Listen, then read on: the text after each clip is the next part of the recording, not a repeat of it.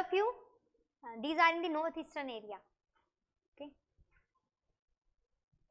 Hanji, let's have a quick revision. I am giving 30 seconds to you.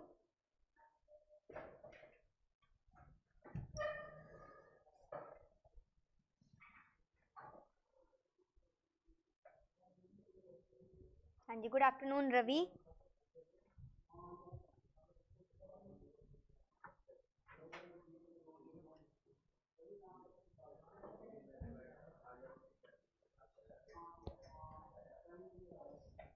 Good afternoon Anil. हाँ जी पूजा, Friday को जल्दी होता है.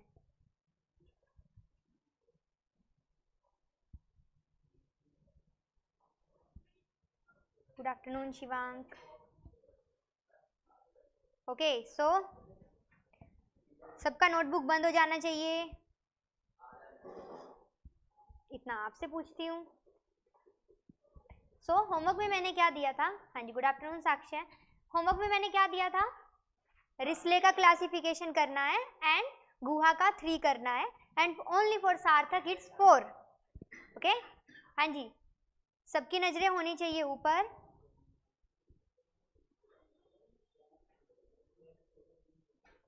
ऑनलाइन में जिसका नेम लूँ वो लिखेंगे और याद करके लिखना है, ठीक है ना? चलिए, सो सबसे पहले मुझे बताएंगे महक. हाँ जी प्रिंस, क्लोज योर नोटबुक. हाँ जी महक, पहले तो मुझे ये बताइए रिस्ले ने कौन सा बुक दिया था, मतलब उन्होंने कौन सा बुक दिया था एंड किस ईयर में उनका बुक आया था? 1915 में आया था. ओके. हाँ जी तिलक, आप मुझे बताएंगे कि रिस्ले क्लासिफिकेशन में कौन सा है जिसको बंगाली टाइप बोला जाता है एंड फिर उनके फीचर क्या क्या है. और यही क्वेश्चन मुझे बताएंगे Anil and Sakshi.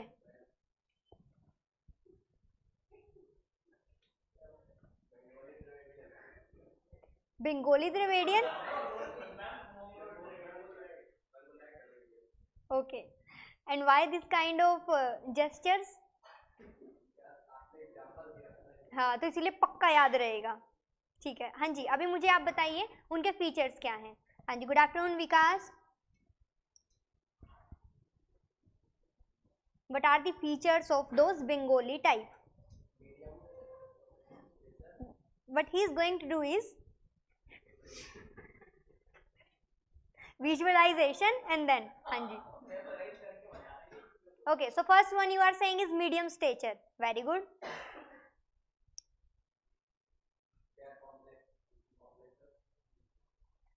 Okay, so fair to dark complexion. Very good.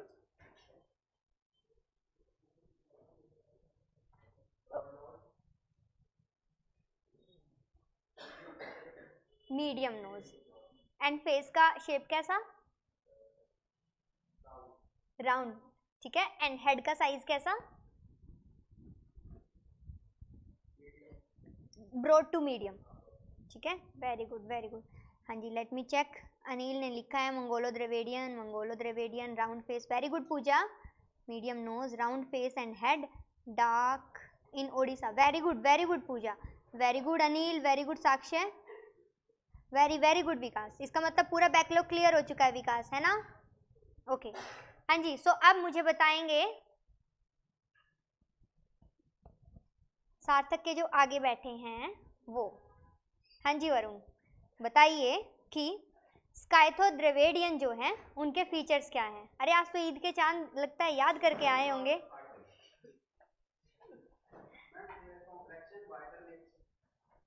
स्काइथो Dravidian. Okay.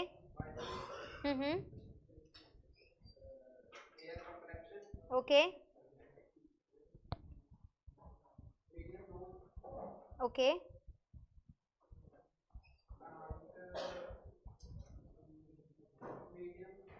Short to medium. ठीक है, शॉर्ट टू मीडियम. ठीक है. Very good, very good. Okay, so अभी मुझे बताएंगे प्रिंस. हाँ जी, तो प्रिंस आप मुझे बताइए कि प्रोटो ऑस्ट्रेलोइड जो हैं किस में थे, किसकी क्लासिफिकेशन में थे। और ये सेम क्वेश्चन मुझे शिवांक एंड बताएंगे, रवि एंड शिवांक ये सेम क्वेश्चन बताएंगे कि प्रोटो ऑस्ट्रेलॉइड पहले तो किस में थे। हाँ, BS Guha, very good. And उनका क्या क्या फीचर्स थे। Okay okay, what does it mean? Very good.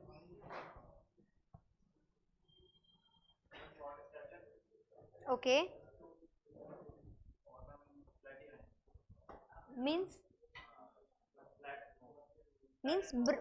flat and broad nose. Very good, very good, very good. Dolichocephalic, dolichocephalic. हाँ, that is platyrin. Very good. ठीक है, वो इशारा गलत हो गया था इसीलिए। ठीक है, चलिए अब मुझे बताएंगे विमल। हाँ जी, याद करके लाए हो ना? ओके, नोटबुक क्लोज कर दीजिए। हाँ जी, सेम लिखेंगे शिवांक एंड, हाँ जी, अभी पूजा के लिए भी है ये क्वेश्चन। हाँ जी, तो आप मुझे बताओगे नेग्रिटो किसके क्लासिफिकेशन में आता है एंड नेग्रिटो में क्या क्या आपको फीचर्स देखने को मिलते हैं। एंड सेम पूजा आपके लिए भी है, बीएस गुहा की क्लासिफिकेशन में आता है। Okay, brachy. Okay okay okay. And lips कैसे?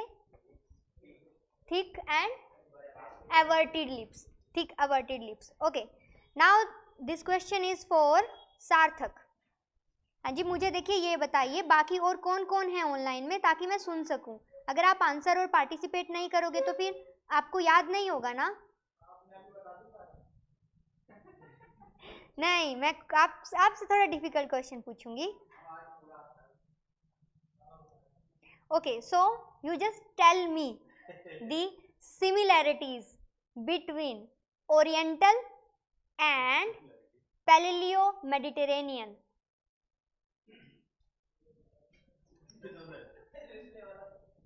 नहीं, आपके लिए फोर्थ था। और ये अच्छा, बाकी सब नहीं देंगे इसका आंसर। क्यों नहीं देंगे? क्योंकि फोर्थ वाला मैंने आप सबको नहीं दिया था, सार्थक की पनिशमेंट थी, उन्हीं को मिला था। हाँ, इसीलिए एक्स्ट्रा दे दिया था, किसी और के में जवाब दिया था।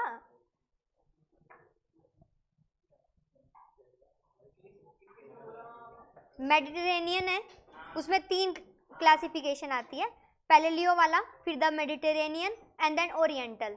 मैंने आपसे पूछा है फर्स्ट वाला, पैलेलियो एंड ओरिएंटल, उन दोनों के बीच में डिफरेंस मतलब सिमिलैरिटीज।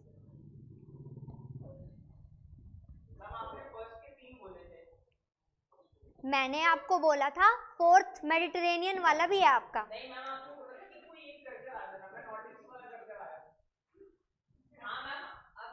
अच्छा चलो ठीक है, नॉर्डिक के बता दो आप। Okay, very good, very good, very good, very good.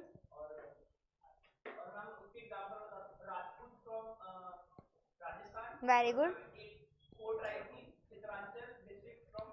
Very good, very good, very good. ठीक है, हाँ जी, तालियां हो जाए पे, ये करके लाए हैं एक्स्ट्रा पॉइंट। नहीं मिलेगा, इनकी पनिशमेंट थी, but that was your punishment, तालियां बजवाई ना। चलो, 1 पॉइंट भी मिलता है आपको, आप करके लेके आए हो। ठीक है, 1 पॉइंट फॉर सार्थक। हाँ जी, अब है, क्लोज योर नोटबुक।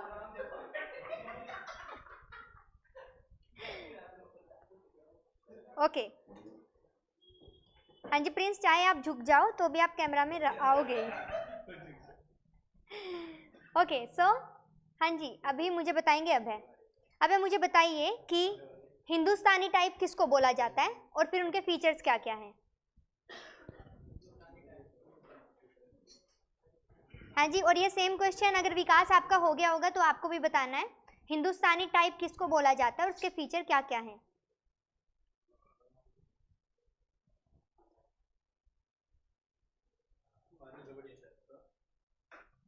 अगर दूसरे के उसमें आंसर दे, नहीं नहीं नहीं, उनके लिए अगर मतलब आप आंसर कर दोगे ना, उनकी हेल्प कर दोगे तो कल को आपको एक्स्ट्रा मिलेगा। ओके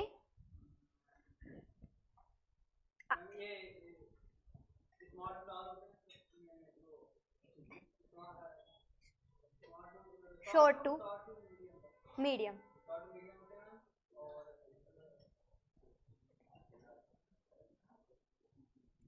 कौन थे हिंदुस्तानी टाइप के हमारी क्लास में से?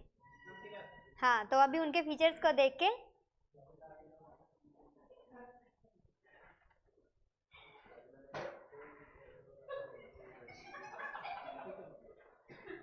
हाँ जी, नोज कैसा?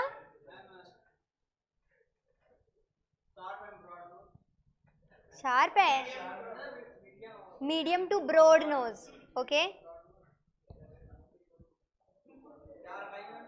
Dark eyes. ओके, कॉम्प्लेक्शन कैसा? Medium to dark. ठीक है, थोड़ा सा टाइम लगता है रिकॉल करने में, बट कर लेते हो, थोड़ा सा उसको स्पीड बढ़ाना है। ठीक है, हो जाएगा। हाँ जी, यूपी बिहार। हाँ जी, so next question is for Wasi. Wasi बताएंगे what is the difference between long headed palaeomongoloids and broad headed palaeomongoloids. किसमें, किन्होंने दी थी ये क्लासिफिकेशन? ओके, मंगोलॉइड्स में।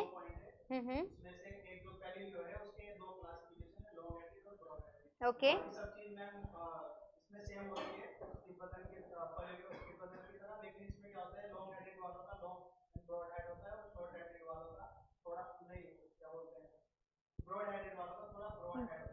ठीक है।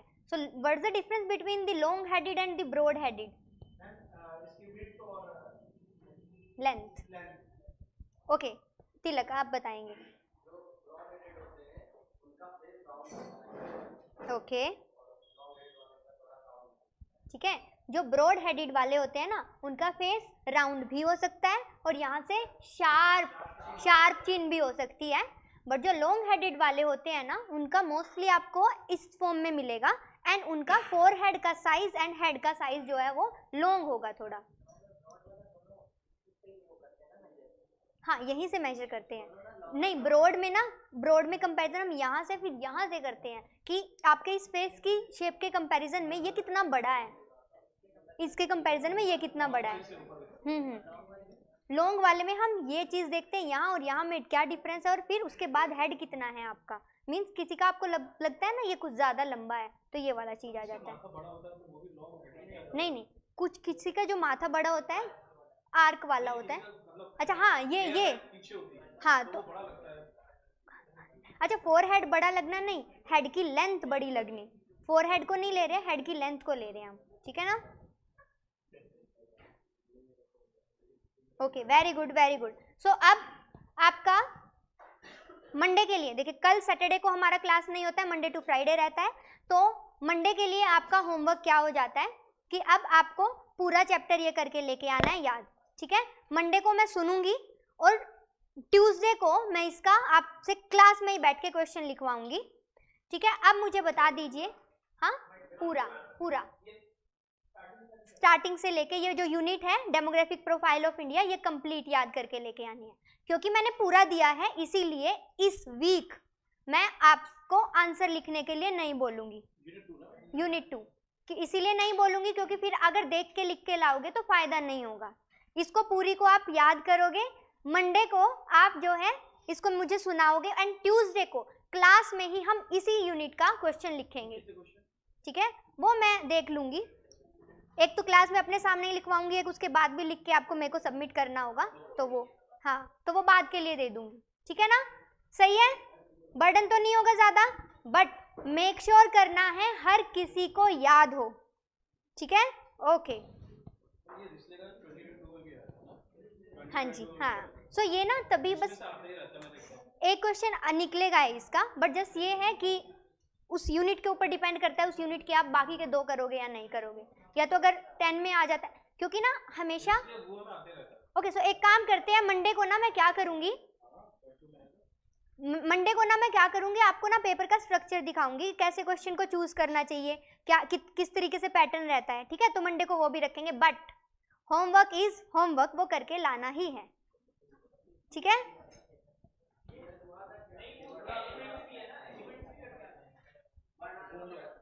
मैं अपने शब्दों को वापस लेते हुए नए शब्द बना के दे रही हूँ। नए शब्द ये हैं कि डेमोग्राफिक प्रोफाइल ऑफ इंडिया जो कंप्लीट यूनिट है पेपर 2 इंडियन एंथ्रोपोलॉजी यूनिट 2, वो कंप्लीट याद करके लानी है। अभी आप इसको किसी और लैंग्वेज में भी सुनना पसंद करोगे?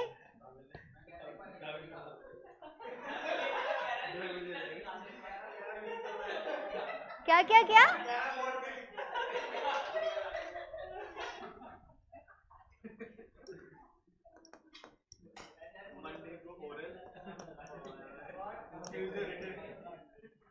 इतने छोटे बच्चे नहीं हो आप। I know. चलिए, सो अब आप अपनी नोटबुक ओपन कर लीजिए। हम स्टार्ट कर रहे हैं अपना यूनिट 3.1 जो कि हमने किया था कि जिसमें कि क्या आता है, इंडियन ट्रेडिशनल सोशल स्ट्रक्चर। सो उस ट्रेडिशनल सोशल स्ट्रक्चर में हमने स्टार्ट कर दिया था वर्णाश्रम। फाइन। सो वर्णाश्रम के टोटल कितने स्टेजेस होती है? 4 स्टेजेस जो हमने कल देखी थी। उसका वापस से एक बार जल्दी से हम डायग्राम ड्रॉ करेंगे जो हमने कल किया था, उसी को हम वापस से करेंगे। आप अपनी नोटबुक में नहीं देखोगे, आप बोल के मुझे यहाँ पे ड्रॉ करवाओगे, ठीक है? ओके। सबसे पहले क्या आता है? ब्रह्मचर्या।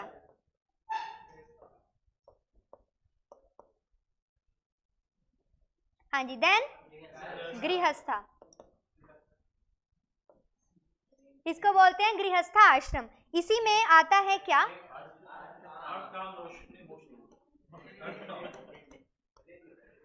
एंड उसमें आता है अर्था एंड कामा। हाँ जी, नेक्स्ट वानप्रस्थ। हाँ जी, देन संन्यास, एंड देन मोक्ष, एंड रीबर्थ, एंड रीबर्थ के बाद वापस से ब्रह्मचर्य।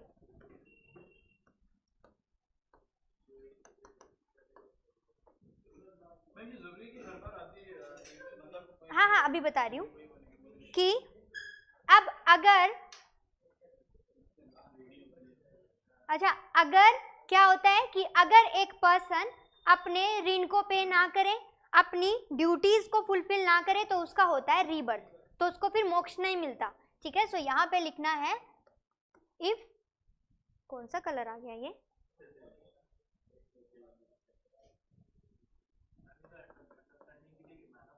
नहीं, डायग्राम में डालना है, डायग्राम में डालना है।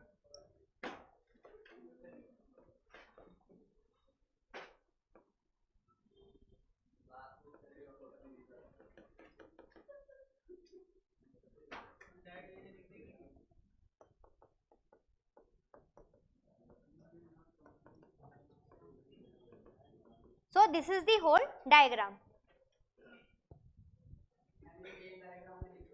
बिल्कुल बिल्कुल लिखना है।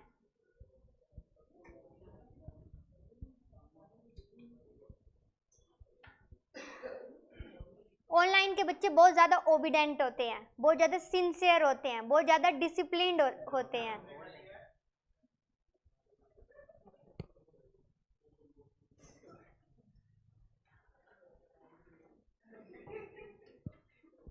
हाँ जी, ठीक है। सो हाँ, अभी नहीं, अभी हम पूरा कंप्लीट करेंगे। हाँ, ये बोला जाता है, बट एक अजम्पशन ये है कि अगर एक person as a human being है तो उसका birth as a human being ही होगा। क्यों होगा? क्योंकि उसको अपने ऋण उतारने हैं जो वो पहले बर्थ में नहीं उतार पाया था। अगर हम यहाँ पे योनि वाला कि कितनी योनि होती है उस कॉन्सेप्ट को ले आएंगे ना, तो ये जो सर्कल है इसका रेलिवेंस नहीं रह जाएगा, ठीक है। हाँ हाँ, नहीं नहीं, इसमें नहीं है वो कॉन्सेप्ट, और योनि वाला कॉन्सेप्ट आएगा भी नहीं, क्योंकि बहुत, हाँ हाँ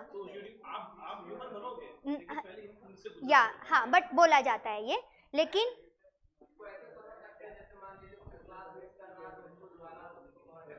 बिल्कुल कर सकते हो कि अगर बैकलॉग के ऊपर बैकलॉग के ऊपर बैकलॉग हो जाएगा। देखिए अब एक नोशन क्या रहता है कि आप ह्यूमन बनने के मतलब आपकी डेथ के बाद आप बहुत सारी चीज़ों से, योनियों से गुजर के जाओगे, एंड देन फिर आपने बहुत अच्छा कर दिया तो देन नेक्स्ट आपको ह्यूमन बीइंग के फॉर्म में आपको बर्थ मिलेगा। बट हम कर रहे हैं एंथ्रोपोलॉजी, और यहाँ पे कुछ हम अजम्पशंस के बेसिस पे चलते हैं। अजम्पशन क्या है कि क्योंकि हम ये सर्कल शो करना चाहते हैं दैट मोक्ष, रीबर्थ एंड देन ब्रह्मचर्या, तो उसमें हम ये शो करना चाहते हैं कि अगर एक पर्सन, और जो ये नॉर्मल जो हम काफ़ी सारे संहिता स्मृतिज करेंगे ना, तो उनमें बेसिकली क्या लिखा हुआ है कि अगर एक ह्यूमन बीइंग वो अपनी ड्यूटीज़ को फुलफिल ना करे और वो अपने ऋण जितने उसके ऊपर है उनको वो पे ना करे, तो उसको वापस से ह्यूमन का बर्थ मिलेगा और उसको वापस से वो चीज़ें करनी पड़ेगी। तो वो क्या होता है ना, जैसे लोन हो गया, पे नहीं किया तो interest, then interest on interest, then interest on loan, then loan on loan, वो बढ़ता माउंटेन बनता चला जाता है ना। सो ऐसे ही आपका ये सर्कल, आप विशियस सर्कल में फंस के रह जाओगे। तो ये एक नोशन होता है। अगर ये बात करें कि हर एक पर्सन जो है, अब अगर आज के टाइम पीरियड की बात करें तो संन्यास तक नहीं पहुंचते हैं। क्यों? क्योंकि वो गृहस्था में ही रह जाते हैं एंड देन गृहस्था में ही डेथ हो जाती है ना। तो आज के टाइम पीरियड के नोशन के हिसाब से तो ये सर्कल कंप्लीट नहीं होता है।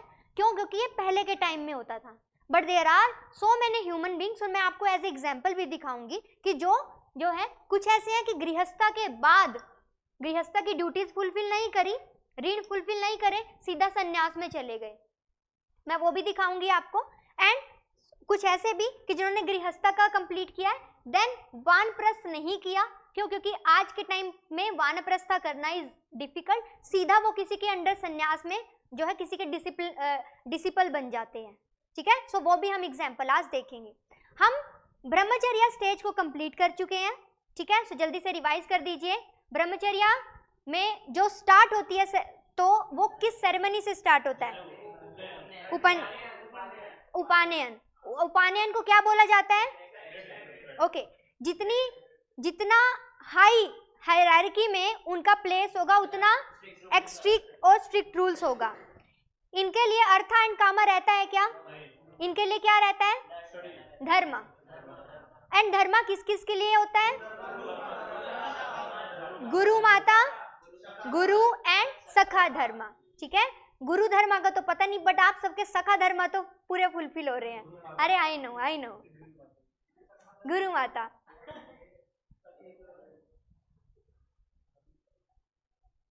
ठीक है। So this is the whole description. So अब उस स्टेज को अगर कंप्लीट कर जाते हैं उसके बाद एंड, और अगर किसी ने ब्रह्मचर्य स्टेज को स्किप कर दिया तो क्या वो गृहस्था में नहीं जा सकता?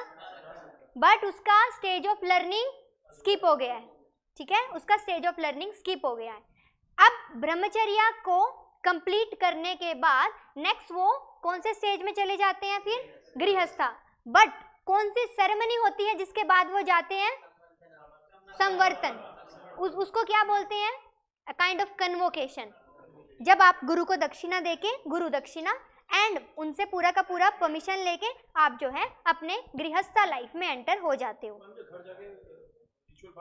अच्छा, वो रिचुअल बात होती है, नॉर्मल रिचुअल बात, उसके लिए कुछ ऐसा नहीं करवाया जाता, पर जस्ट रिचुअल बात होती है, ठीक है। सो ये आप गुरु का ये रहता है, और हमिटेज में रहते हैं, ठीक है। अगेन ये हमिटेज किसका है? गुरु का। बट नेक्स्ट जब हम वानप्रस्था में जाएंगे ना, उसमें भी वापस से हम हमिटेज में चले जाएंगे, बट वो किसका होगा? खुद का, ठीक है। ओके, सो नेक्स्ट ये हो गया संवर्तना।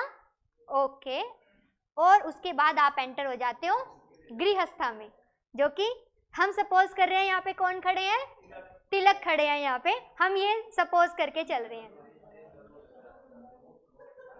ओके, सो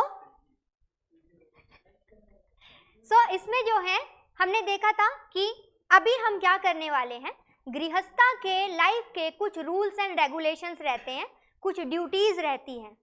सो उन जो भी टाइप्स हैं, जो भी ड्यूटीज हैं, वो नॉर्मल नहीं है, वो किसी ना किसी पर्टिकुलर होली स्क्रिप्चर में लिखी गई होंगी और उन्हीं स्क्रिप्चर्स के अकॉर्डिंग ये रूल्स एंड रेगुलेशंस होंगे। पहली बात मैं एक और आपको बता दूं कि जो मोस्ट रूल्स एंड रेगुलेशंस है वो गृहस्था के लिए निकल के आते हैं। क्यों? क्योंकि grihastha means what? Social life. So grihastha means social life. In case of brahmacharya आप सोशल लाइफ से कटे हुए होते हो, आपके लिए आपकी लाइफ कितनी है? जो गुरु का हर्मिटेज है एंड जो गुरु ने बोल दिया वो आपने कर दिया। गृहस्था में आपकी होती है सोशल लाइफ। उस टाइम पे आपको अपने अतिथि का, अपने पेरेंट्स का, अपने चाइल्ड का, अपने स्पाउस का, उन सब का रिस्पॉन्सिबिलिटीज उठाना है और साथ में आपको सोसाइटी में भी रहना है और उस टाइम पे आपको अपने लाइवलीहुड मीन्स आपको अर्निंग भी करनी है। ये चीज वहां हो गई। उसके बाद नेक्स्ट स्टेज में आप आ जाते हो वानप्रस्था। वानप्रस्था होती है कि you are preparing yourself for the sannyas and उस टाइम पे भी आपके गुरु का रोल आ सकता है if you are under one guru. अगर नहीं हो तो नहीं आएगा, बट अदरवाइज वहां पे भी गुरु का रोल आ सकता है। सो इन केस ऑफ वानप्रस्था ऑल्सो आप क्या कर रहे हो? कंप्लीटली नहीं, but it's kind of preparatory stage जिसमें आप अपनी सोशल लाइफ को एंड कर रहे हो। सो इस वजह से जो भी बुक्स हैं, जो भी ये स्मृतिज हैं, इन सब का डिस्क्रिप्शन किस में आएगा? मेजरली उनका डिस्क्रिप्शन आएगा गृहस्था में। वानप्रस्था के लिए भी कुछ रूल्स रेगुलेशन है कि कैसे आपको वो गृहस्था से एंटर करना है और कब कब एंटर करना है, वो भी रूल्स एंड रेगुलेशन रहेंगे। ठीक है, अब मुझे बता दीजिए लास्ट क्लास में हमारा कितना हो गया था? ओके, सलीना किया था हमने एंड उसके 4 टाइप्स कर लिए थे। ठीक है, ये जो 4 टाइप्स थे ये किस में मेंशन थे? यज्ञवल्क्य स्मृति में मेंशन थे। ठीक है, उन्होंने बोला था कुछ डिस्क्रिप्शन देके कि कौन होगा सलीना में। फर्स्ट वाला priest, teaching, cattle, trade, agriculture, accepting gifts. Next stage में सब हटते चले जाएंगे, लास्ट स्टेज में सिर्फ क्या बचेगा? Only teaching. ओके, ठीक है। सो अभी नेक्स्ट लिखिए ड्यूटीज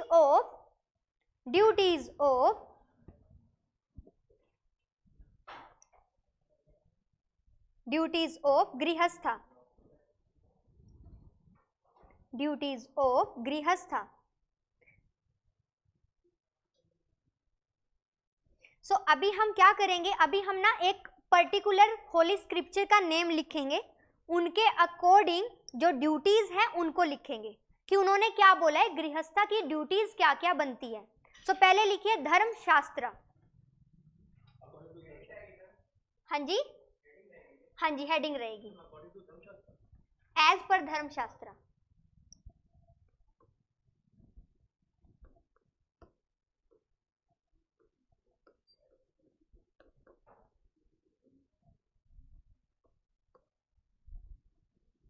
सो धर्मशास्त्र ने बोला कि एक गृहस्था लाइफ में बेसिकली 3 ड्यूटीज रहती हैं।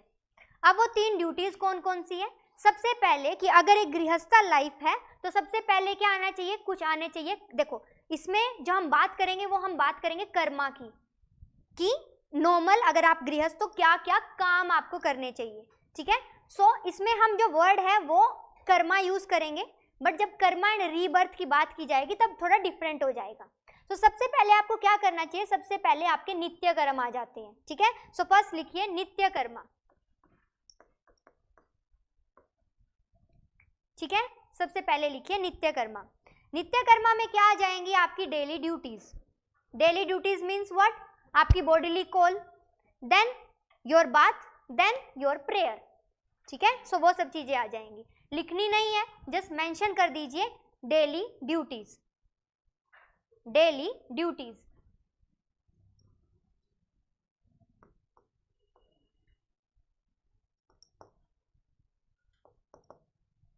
डेली ड्यूटीज नित्य कामा में आपकी डेली ड्यूटीज आ जाएंगी। अब वो क्या है? इक्वली इंपॉर्टेंट है। एंड अगर कोई पर्सन सुबह उठ के बॉडीली कॉल, ब्रशिंग वगैरह, फ्रेशन अप ना हो, उसके बावजूद भी लाइफ जी रहा है तो उसको हम इंसान नहीं बोल सकते। नहीं, अकॉर्डिंग टू गृहस्था लाइफ, ठीक है, उसको हम इंसान नहीं बोल सकते। क्यों? क्योंकि human being means what, disciplined life, ठीक है। अब जो भी यहाँ हंस के दिखा रहे हैं, इसका मतलब उनका यही रहता होगा, संडे को ऐसे ही रहता है, ठीक है। उसके बाद नेक्स्ट आ जाता है आपका निमित्त। निमित्त का मतलब होता है आपके कुछ पर्पस। सो उसके बाद आप क्या करोगे, अभी लिखिए मत, उसके बाद आप क्या करोगे, उसके बाद आप वो चीज करोगे जो कि आपका लाइफ का पर्पस है, या जो कि आपका अर्निंग के लिए, या जो भी पर्टिकुलर आ जाता है, तो वो आपका आ जाता है निमित्तिका, ठीक है। निमित्तिका कर्मा, डबल टी भी डाल देते हैं, निमित्तिका कर्मा। इसमें लिखिए duties related to purpose, duties related to purpose,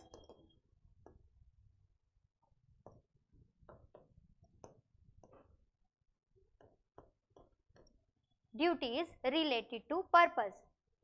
next, okay, example, आपने सुबह नित्य कर्म कर लिया, उसके बाद आपको जाना है कहाँ, काम पर, that is your निमित्त, that is your purpose। सो अगर आप काम नहीं करोगे तो आपका गृहस्थ लाइफ की ड्यूटीज फुलफिल नहीं होंगी। सो उसमें क्या आ जाता है, उसमें आ जाता है आपका related to your work, your purpose क्या है, मीन्स हाँ, तो मीन्स हम अपने पर्पस के लिए, वो मेन पर्पस आपका क्या है, निमित्त मीन्स वही होता है पर्पस। नेक्स्ट आ जाता है आपका काम्या कर्मा, नेक्स्ट आ जाता है आपका काम्या कर्मा। हिंदी के वर्ड है ये, तो हिंदी के इन वर्ड का यही मीनिंग होता है। काम्या का मतलब क्या है कि आप जो काम करो, आप वो काम अपने वर्णा के अकॉर्डिंग करो। अब आपका वर्णा कुछ भी हो सकता है, सपोज आपका वर्णा है क्षत्रिय, सो क्षत्रिय का वर्णा के अकॉर्डिंग आपको क्या करना चाहिए, प्रोटेक्शन। बट अगर आप प्रोटेक्शन नहीं कर रहे हो, आप उस चीज से बच रहे हो, तो फिर क्या है कि आप अपने काम्या कर्मा को फुलफिल नहीं कर रहे हो। फॉर एग्जाम्पल आपका जो है वो है ब्राह्मण, ठीक है, ब्राह्मण मीन्स व्हाट, उनको लर्निंग करनी है और उस लर्निंग को फिर उनको डिस्ट्रीब्यूट करना है। तो अगर वो नहीं कर रहे हैं तो इसका मतलब फिर क्या हो गया, अगेंस्ट देयर गृहस्थ के जो रूल्स एंड रेगुलेशन है उसके अगेंस्ट हो जाएगा। सो ये आ जाता है आपका काम्या कर्मा। सो इसमें लिखिए ड्यूटीज एज पर वर्णा, ड्यूटीज एज पर वर्णा।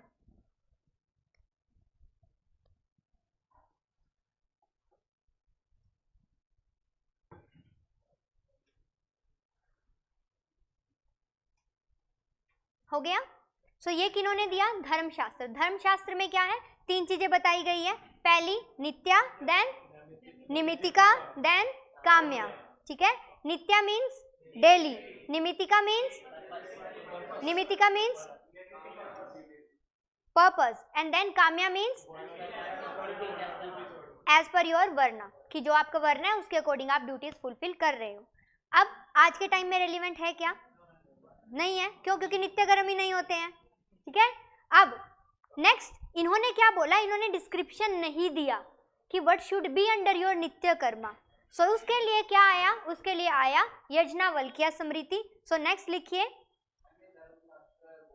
हाँ जी, धर्मशास्त्र एक होली स्क्रिप्चर है जिसके अकॉर्डिंग ये बोला गया है। एंड विकास को भी पता है कि तिलक का गृहस्थ विद तिलकी उन्होंने लिखा है।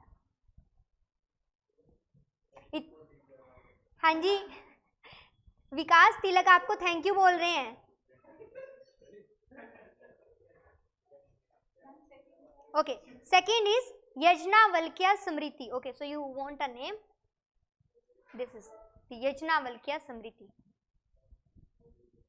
कब आई थी ये, मनुस्मृति से पहले या बाद में? बाद में आई थी, मैंने बताया भी था कल, ये बाद में आई थी।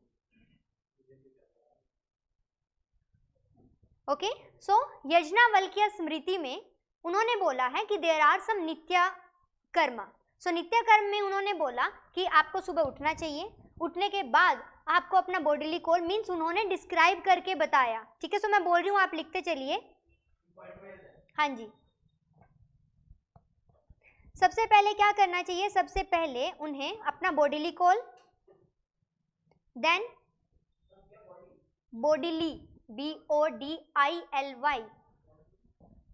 coals, then प्योर से प्योरिफिकेटरी, मैं लिख देती हूँ, प्योर से वर्ड बना है प्योरिफिकेटरी, राइट्स करने हैं, मीन्स नहाना है, बात लेनी है।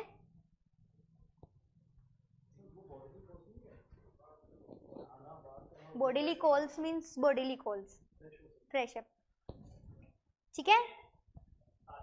नहीं, अच्छा, प्योरिफिकेटरी राइट्स का मतलब क्या है कि आपको प्योर होना है।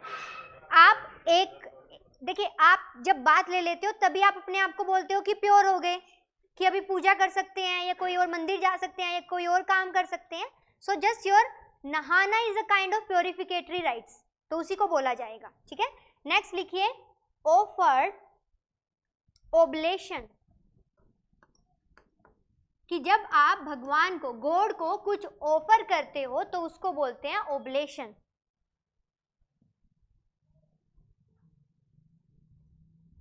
एंड देन आपको अपना होली लाइक वेदास, उपनिषद्स, ये सब पढ़ने हैं, ठीक है? नॉर्मल सी चीज है, जरूरी नहीं है ऐसे लाइन में होनी चाहिए, आप खुद भी लिख सकते हो ये सब चीज। तो सबसे पहले बॉडी लिकोल, देन फिर नहाना, देन उसके बाद जो है फिर आप करोगे ओब्लेशन, देन फूड ओब्लेशन, ठीक है? अब कुछ कुछ में क्या होता है कि उठते ही उन्हें क्या करना है, एक सेक्रेड फायर को कुछ ओब्लेशन देना है। सेक्रेड फायर ओब्लेशन मीन्स व्हाट, कि एंसेस्ट्रल प्रॉपर्टी से रिलेटेड, उसको बोलते हैं हम नमशल, वैसे बोलते हैं, स्पेलिंग ये होती है नमशल फायर। कोई जो सेक्रेड फायर होती है ना, उसको बोलते हैं कि मीन्स आप सेक्रेड फायर को उठते ही you will do some, means oblation आप करोगे, कुछ अर्पित करोगे, एंड देन फिर आप अपने ये सब काम स्टार्ट कर दोगे। नहीं, अर्पित करना जस्ट, ठीक है? क्योंकि पुराने हर्मिटेज में रहते थे तो वो आग ही जला के जो है उसी के थ्रू, तो मीन्स सबसे पहले आपको उठ के आग जला लेनी है, उसके बाद फिर आपको अपने काम करने हैं। आज के टाइम पीरियड पे रेलिवेंट क्यों नहीं है? क्योंकि आप झोपड़ी में या हर्मिटेज में नहीं रहते हो। हर्मिटेज में क्या होता था कि वहाँ पे आप जैसे रात को, मीन्स आप रात को रोशनी नहीं करते तो मीन्स आग नहीं जलाते थे, उठते ही सबसे पहले आग जलानी होती थी, जिसको नप्शल फायर बोलते थे, सेक्रेड फायर ये होती थी, ठीक है ना? समझ रहे हो? अब नेक्स्ट होता है फूड ओब्लेशन। फूड ओब्लेशन में क्या किया जाता है? फूड ओब्लेशन में आप उन सब चीजों को लेते हो, जैसे कि हर एक पर्टिकुलर कोई भी ट्रेडिशन है उनका फूड ओब्लेशन का, फूड ओब्लेशन मीन्स व्हाट, फूड को सर्व करने का, एंड देन फूड को गॉड को अर्पित करने का तरीका क्या है, डिफरेंट होता है, ठीक है? सो अब अगर थाली की बात करें तो ये खाना सीधा नहीं परोसते हैं, सबसे पहले क्या रखते हैं? हाँ, उसके बाद खाने में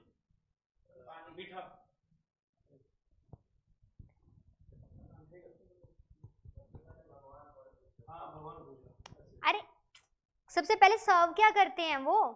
कोई साउथ से नहीं है क्या क्लास में?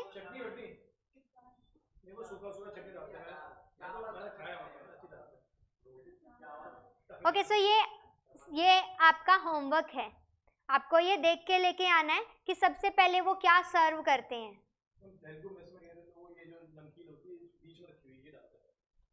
इसमें भी कुछ होता है जो सबसे पहले देते हैं। अब हम देख लेते हैं, अब ये क्या है, उनका ओब्लेशन का वे है, उनका what the point of the homework, what the point of the Google, what the point of the searching, okay? नहीं, उनका एक तरीका होता है, सीक्वेंस होता है जिसमें वो डालते हैं, ठीक है? अब नेक्स्ट है फूड ओब्लेशन। फूड ओब्लेशन के अकॉर्डिंग क्या कि आपने कभी कभी देखा होगा कि अगर आपका थाली आपके सामने रखी है तो आप जो है थोड़ा सा जल लेके उसके चारों तरफ इस तरीके से कर देते हो। हाँ जी, सो हाँ हाँ जी, यही बोलते हैं, ठीक है? सो अब उसके दो सिग्निफिकेंस हैं। इस चैप्टर में हमें कौन सा लेना है? हमें लॉजिकल वाला नहीं लेना है, हमें कौन सा लेना है? स्पिरिचुअल वाला लेना है। क्यों? क्योंकि हम इंडियन सोशल स्ट्रक्चर की बात कर रहे हैं और वहाँ पे जो बिलीव चलता है हम उसकी बात कर रहे हैं। उस बिलीव के अकॉर्डिंग क्या होता है कि वो फूड को कि जब वो भगवान को अर्पित कर रहे होते हैं तो इसको बोला जाता है फूड ऑब्लेशन, कि जब आप ये पर्टिकुलर एक्ट कर रहे हो इसको बोला जाएगा क्या, food oblation. Is it clear? ठीक है, सो ये पर्टिकुलर थिंग्स आ जाती है किसमें, आपकी ड्यूटीज ऑफ गृहस्था में। नेक्स्ट लिख लीजिए, वैल्यूज ऑफ गृहस्थाश्रम, वैल्यूज ऑफ गृहस्थ आश्रम, इसी नेक्स्ट हेडिंग बनानी है।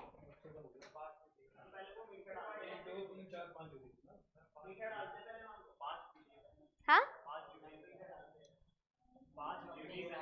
हाँ, अरे सीरीज में है, ठीक है, एक दो आप भी लिख सकते हो।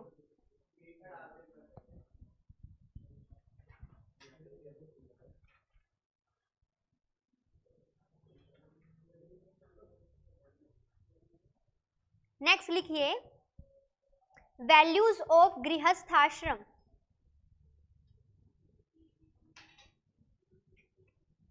उनके अकॉर्डिंग क्या है कि 3 तरह की ड्यूटीज होती हैं, धर्मा, अर्था एंड कामा। इनमें क्या क्या आता है वो हम अलग से करेंगे जब हम त्रिवर्गास के बारे में बात करेंगे।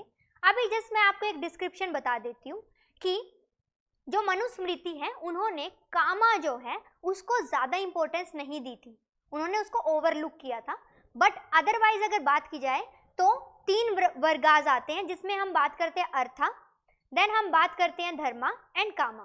ठीक है, धर्म आपको सिखाता है कि आपको कैसे मोरल होना चाहिए, अर्था आपको सिखाता है कैसे आपको अपनी ड्यूटीज मीन आपको अपना पर्पस एम फुलफिल करना है, एंड कामा जो है वो आपकी बायोलॉजिकल नीड्स के बारे में बात करता है। बट जब मनुस्मृति की बात आई तो उन्होंने बायोलॉजिकल नीड्स को ओवरलुक कर दिया। उन्होंने बोला एक इंसान को, एक ह्यूमन बीइंग को ज़्यादा फोकस डालना चाहिए किसके ऊपर, पहला आपके अपने मोरल ड्यूटीज़ के ऊपर और आपका जो पर्पस है उसके ऊपर। मीन्स आपको जस्ट अपनी रिस्पॉन्सिबिलिटीज़ फुलफिल करनी है और उन रिस्पॉन्सिबिलिटीज़ को आपको मोरली फुलफिल करना है। मीन्स राइट क्या है, रॉन्ग क्या है, डिस्टिंक्शन होना चाहिए एंड राइट का आपको साथ देना चाहिए और उसी तरीके के काम करने चाहिए। बट जो यज्ञवल्क्य क्या है उन्होंने बोला कि नहीं, देखिए जो आपका कामा है that is also equally important. Why? Because those are human being, तो उनकी बायोलॉजिकल नीड्स होंगी and biological needs to some extent and to some limit it's necessary. Why? क्योंकि उसके थ्रू आप पितरी ऋण उतार सकते हो। ठीक है, उसके थ्रू आपका पितरी ऋण उतर सकता है। मीन्स आपके जो पेरेंट्स हैं they want the grandchildren, so वो जो है आपका कामा के थ्रू ही हो सकता है। सो इट मीन्स अगर आपको ये साइकिल चलाते रहना है तो साइकिल में कामा का भी इक्वली इंपॉर्टेंस है। ठीक है, सो अब ये जो त्रिवर्गास हैं इनको तो हम अलग से करेंगे। अभी मैं आपको लिखवा देती हूँ, लिखिए वैल्यूज ऑफ गृहस्थाश्रम, जिसमें लिखिए डिजायर्ड ड्यूटीज, डिजायर्ड ड्यूटीज। हाँ जी, पहले ऐसे लिख दीजिए डिजायर्ड ड्यूटीज अंडर महायज्ञास, महायज्ञास।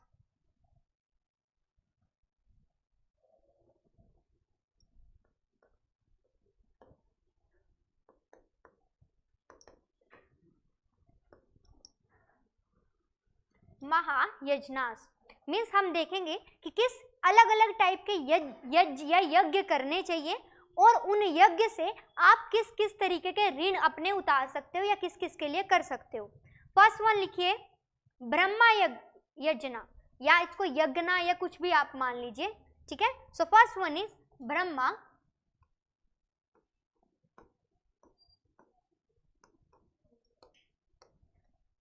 नेक्स्ट लिखिए पितरी, नेक्स्ट लिखिए देवा, नेक्स्ट लिखिए भूता एंड नेक्स्ट लिखिए अतिथि। तुम कब जाओगे?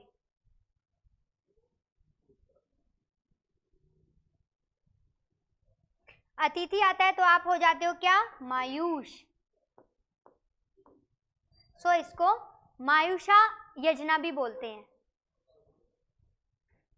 हाँ जी, अभिनवजीत सिंह, मैंने पूछा अतिथि आ जाता है तो आप हो जाते हो, ही सेइंग खुश। अलग टाइप के अतिथि के लिए खुश होते हैं, हर टाइप के अतिथि के लिए खुश नहीं होते हैं। मैं बताती हूँ वो कौन से अतिथि थे।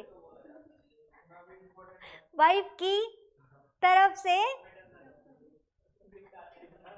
नहीं, गिफ्ट्स नहीं, अरे सिस्टर इन लो,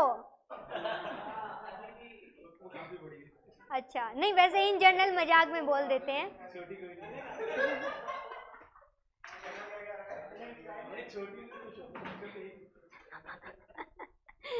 ओके, सो ये आपके होते हैं क्या, आपके कुछ यज्ञ जो आपको करने चाहिए। लिखिए अभी ब्रह्मा के सामने लिखिए, to honour rishis. To honour rishis means कि जो आपके ऋषि हैं उनको खुश करने के लिए आपको ये ब्रह्मा यज्ञ करना चाहिए। Next pitri. Pitri means for your ancestors. ठीक है, लिखिए sacrifice to the spirit of ancestors. Sacrifice to the spirit of ancestors. Next deva means god. Next लिखिए sacrifice for god. एंड आपका जो भूता है उसमें मीन्स भूत को खुश करने के लिए, मीन्स जो एक और स्पिरिट या अदर लाइफ जो है जो आपकी, हाँ नो पितृ एंसेस्टर पितरी में आ गया है। भूता मीन्स व्हाट, लिखिए पहले लिखवा देती हूँ। Bhoot means what, past, but वैसा पास्ट नहीं, नेगेटिव काइंड ऑफ थिंग्स। ठीक है, लिखिए sacrifice to spirits that are supposed to influence the human life, that are supposed to influence the human life.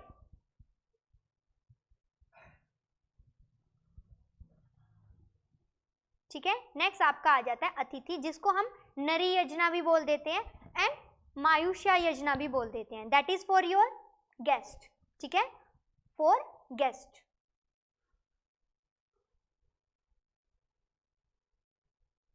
सो अब आपका गृहस्था जो है कंप्लीट हो चुका है। गृहस्था में आप गिफ्ट दे भी सकते हो और ले भी सकते हो, बट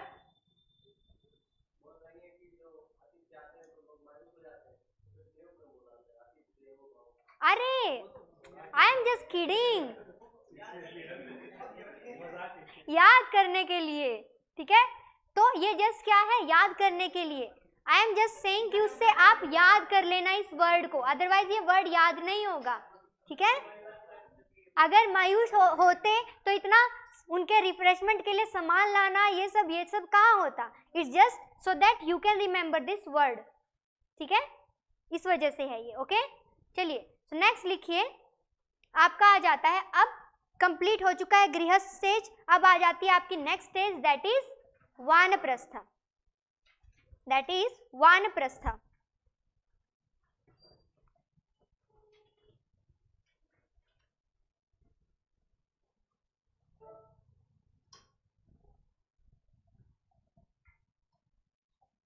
सो ये आ जाती है आपकी थर्ड स्टेज, दैट इज वानप्रस्थ। वानप्रस्थ मीन्स व्हाट, कि आप अपने गृहस्थ लाइफ में आपके जो भी ऋण थे एंड जो भी आपकी ड्यूटीज थी उनको फुलफिल करके अब आ चुके हो कहाँ, वानप्रस्थ के लिए। इट मीन्स लिखिए, it is the preparatory stage, it is the preparatory stage to ultimate retirement. ध्यान दीजिए, यहाँ अल्टीमेट रिटायरमेंट नहीं हुई है, बट ये क्या है, एक प्रिपरेटरी स्टेज है उसके लिए। एंडिंग पॉइंट भी नहीं है ये, क्योंकि इस टाइम पे आपको अपने अतिथि ऋण उतारने होते हैं।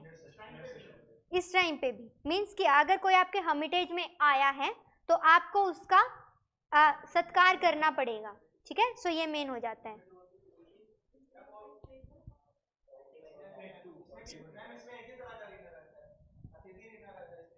हाँ, इसमें अतिथि ऋण रहता है। वाई, बिकॉज आप अपनी फैमिली के जो भी ड्यूटीज हैं उनको फुलफिल करने के बाद इसमें एंटर हो चुके हो। ठीक है, सो इस पर्टिकुलर टाइप में लिखिए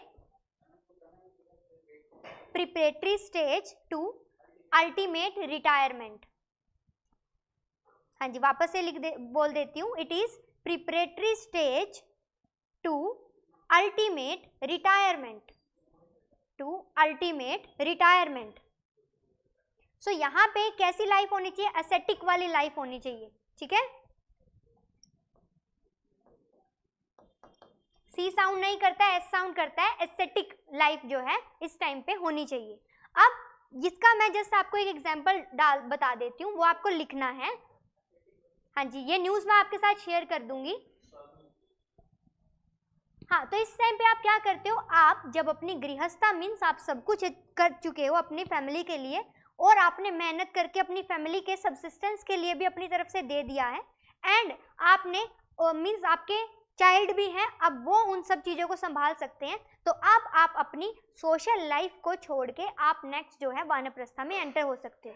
एग्जाम्पल आपको डाल देना है, ये दिल्ली के बिलियनियर हैं जिन इनका ना, इनको बोला गया था शाही संन्यास इन्होंने लिया है। ठीक है, मैं दिखा देती हूँ, उनका मुख दर्शन तो आप करना ही चाहोगे। He is the person, he is considered as the plastic king of Delhi, and फिर इन्होंने संन्यास लिया था, एंड इनका जो संन्यास था उसको कंसीडर प्लास्टिक किंग। ठीक है, सो इसको बोला जाता है, इन्होंने जो कंसीडर किया था शाही संन्यास। ठीक है, सो ये न्यूज़ मैं आपकी पूरी शेयर कर दूंगी, उसमें आप देख सकते हो। अरे क्योंकि इनका बहुत बड़ा बिलियनियर है ये। ठीक है, दिल्ली में इनका पूरा फैक्ट्री बिजनेस, ये सब कुछ रिसाइकल करना फिर देना, ये सब कुछ था इनका।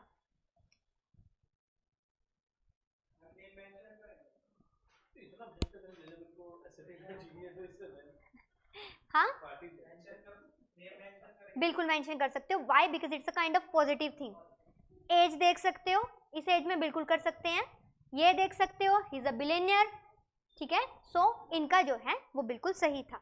नेक्स्ट क्या होता है कि ये तब करना चाहिए आपको वानप्रस्थ जब आप अपने चाइल्ड आपके ऐसे हैं और आप अपना पूरा बिजनेस देके जा रहे हो। ठीक है, मीन्स कि पूरा अडल्ट एज के होने चाहिए कि अपने आप को संभाल पा रहे हैं, अब पेरेंट्स की जरूरत नहीं है।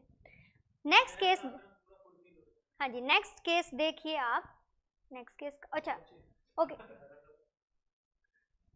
सो नेक्स्ट केस जो है वो मैं न्यूज़ डाल दूंगी आपका, इसमें मैंने मेंशन नहीं किया, मैं फिर भूल गई क्योंकि नेगेटिव वाला थोड़ा हो जाएगा। तो उसमें क्या था कि हस्बैंड एंड वाइफ ने, उनका 2.5 साल का या 2.75 साल का बच्चा था, वो भी रिच थे, बट फिर उन्होंने भी जो है अपना एस्थेटिक लाइफ जो है वो स्टार्ट कर दी।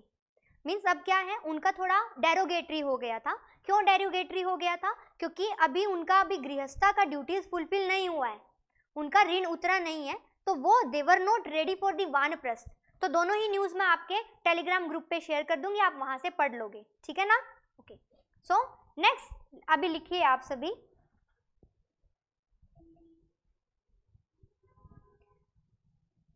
in this stage okay, because he is from Delhi, so in this stage he should wear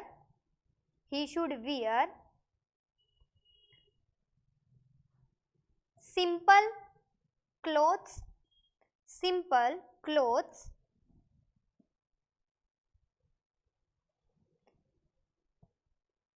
remain chaste,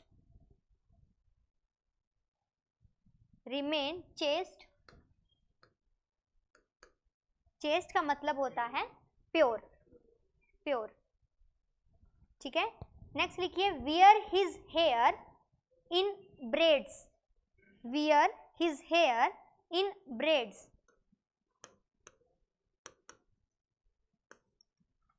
in braids कि बांध के रखने हैं बाल, खुले नहीं रखने हैं। wear his hair in braids कि बांध के रखने हैं बाल, खुले नहीं रखने हैं।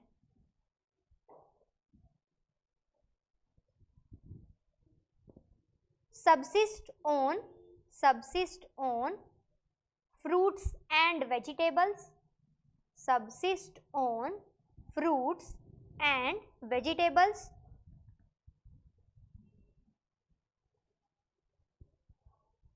एंड नेक्स्ट लिखिए ड्यूरिंग दिस पीरियड। अच्छा मुझे ये बताओ, वानप्रस्था में क्या आप अपनी वाइफ को साथ में ले जा सकते हो? How many of you are saying yes? हाँ मतलब अगर जाना चाहे तो। एंड अगर, अच्छा कौन बोल रहे हैं कि नहीं लेके जा सकते? क्यों?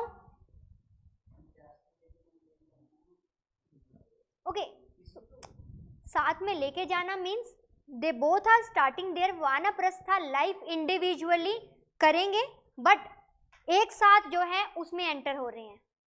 मीन्स अब उनका हस्बैंड वाइफ का रिलेशन नहीं रहेगा, बट अब उनका इंडिविजुअली लाइफ स्टार्ट हो चुकी है एज अ वानप्रस्थ, बट उसके साथ क्या है, वो साथ में स्टार्ट कर रहे हैं अपनी इस प्रोसीजर को। जैसे मैंने सेकंड केस बताया ना आपको,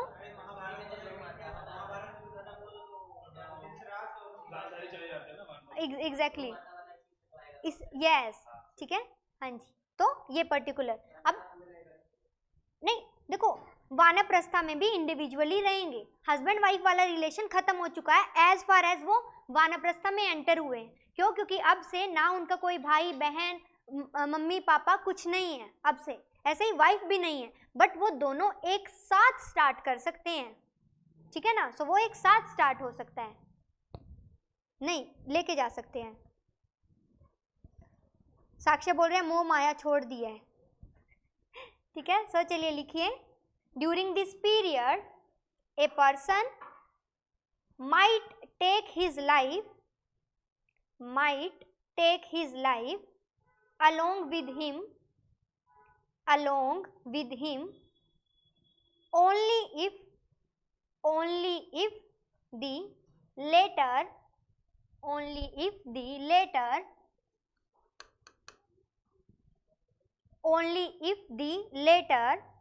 agreed to accompany him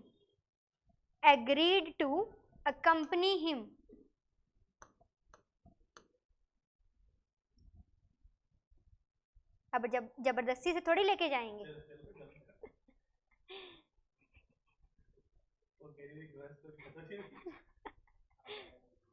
okay, so this is the next. लिखिए फोर्थ स्टेज आ जाती है। Fourth stage is about the संन्यास। संन्यास का मतलब क्या है? रिटर्न, कि जहां से आप आए थे इस दुनिया में वहीं आप रिटर्न करने जा रहे हो।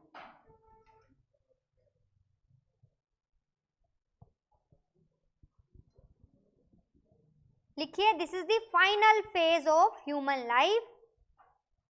This is the final phase of human life and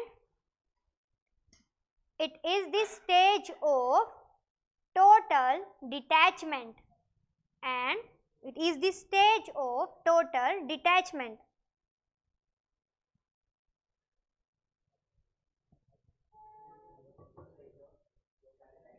This is the stage of total detachment, कि आपको अटैच नहीं रखना खुद को किसी भी पर्टिकुलर मोह माया से, आपको डिटैच रखना है। ऐसे ही आपको भी अटैच नहीं रखना है अपने प्रिपरेशन को रिजल्ट से, डिटैच रखना है। जितना डिटैच रखोगे उतना प्रेशर कम आएगा और उतने क्वेश्चंस ठीक होंगे। और ये हम पूछ सकते हैं तिलक से कि जब वो प्रेशर में याद करते थे तो कितना याद रहता था, अभी बिना प्रेशर के याद रखते हैं तो कितना याद रहता है। हाँ जी, आप हमारी क्लास के वेलकम वाले बिल्लू हो कि अपनी स्टोरी अब आप शेयर करोगे। करो, शेयर करना है। पहले मैं ऐसा था, नहीं इधर से ही कर दो, ऐसे बोलो पहले मैं ऐसा था, वैसे वैसे करके।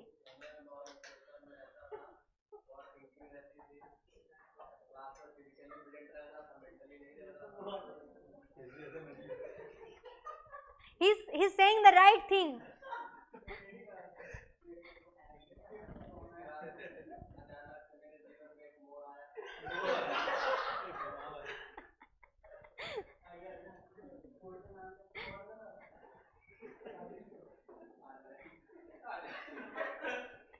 हाँ जी,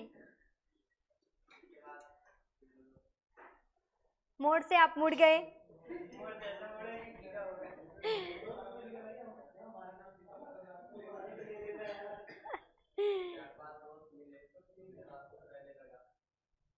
खुश नहीं रहना है, काम भी करना है, बट दैट्स गुड, ठीक है। दैट्स वाई मैं इस चीज को आपको मना नहीं करती हूँ। Why? Because you all are learning. To be serious is not good, to be sincere is good. Have a fun in everything and do like a fun. तो ऐसे करोगे तो हो जाएगा। ट्राई टू बी सीरियस, पूरा दिन दूसरे को देख के भी स्ट्रेस आ जाए, ऐसा नहीं। ऐसे बनो कि दूसरे को देख के आप इंटरेस्टिंग लगो, आपसे बात करना दूसरों को पसंद हो। सो वैसे ही इंटरव्यू में मार्क्स निकल के आएंगे, ठीक है ना? ओके। अच्छा, आपको भी सुननी है? अरे इधर रिकॉर्डिंग में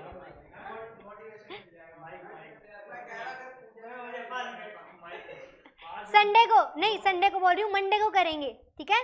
मंडे को पक्का करेंगे, और थोड़ी इंटरेस्टिंग बना के लाना स्टोरी। पूछ रहे हैं विकास एंड साक्षर। अरे नहीं, हाँ ओके। नेक्स्ट फोर्थ वन आ जाता है, दैट इज संन्यास आश्रम। उसमें क्या हो जाता है? रिटर्न। रिटर्न मीन्स कि आप अभी पूरा डिटैच हो जाओगे। इसमें लिखिए आप end of social life,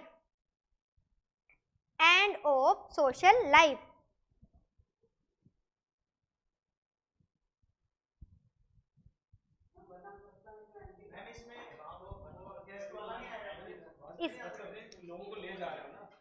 in case of संन्यास पूरा आपका सोशल लाइफ एंड हो जाता है। मीन्स अब आप हाँ लेट हाँ बोलो बोलो।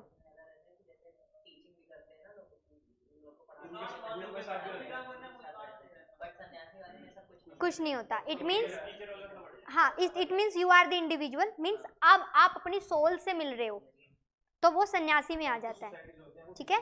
हाँ जी, ऑनलाइन में अनिल बोल रहे हैं कि नहीं, एग्जैक्टली अनिल भी बड़ा टेंशन में थे अभी। नेक्स्ट ये न्यू बैच स्टार्ट करते टाइम वो भी बड़े टेंशन में थे, उनको भी डाउट्स थी, इनसिक्योरिटीज थी।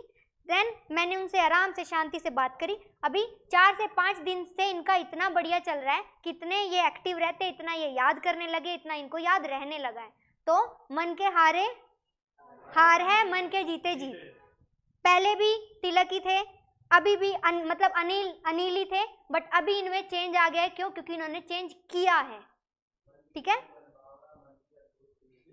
अब बाकी सबका रोल सेकेंडरी हो जाता है, अगर खुद से ना करना चाहे तो नहीं होगा, है ना? नेक्स्ट हमारा टारगेट है महक। अभी महक को हमें जिंदा दिल बनाना है। आपके बिना बना दूंगी मैं। ओके ओके,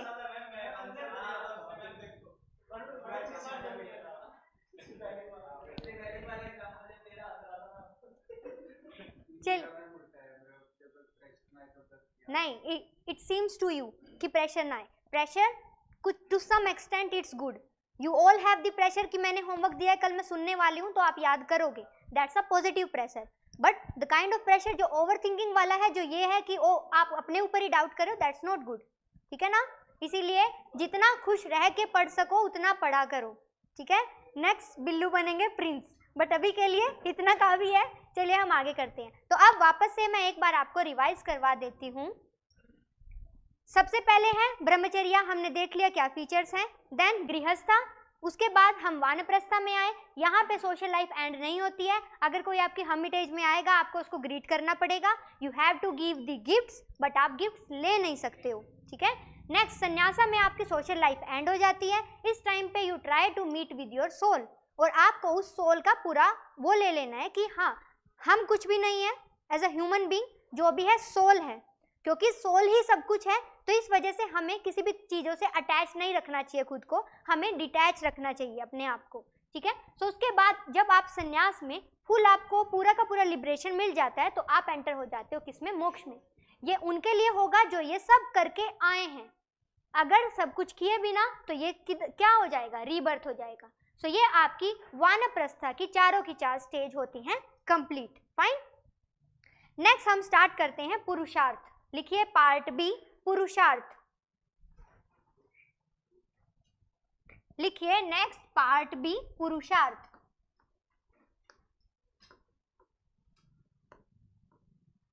एंड इसमें 3 वर्गास भी आएंगे। अगर नॉर्मल बात करूं तो नॉर्मल ये होते हैं 4, जिसमें से एक तो हम करके भी आ चुके हैं। तो सबसे पहले होता है धर्मा, देन आता है अर्था, देन आता है कामा, एंड देन आता है मोक्ष। मोक्ष इज समथिंग जो कि अलग ही हो गया, बट हम कंबाइनली इन तीनों को बोलते हैं क्या? त्रिवर्गास।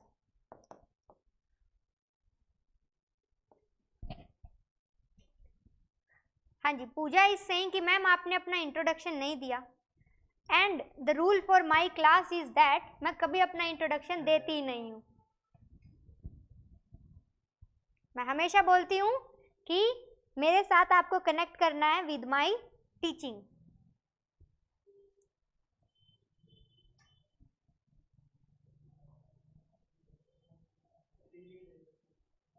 हाँ, सुन नहीं रहा है? हाँ हाँ, राइट राइट।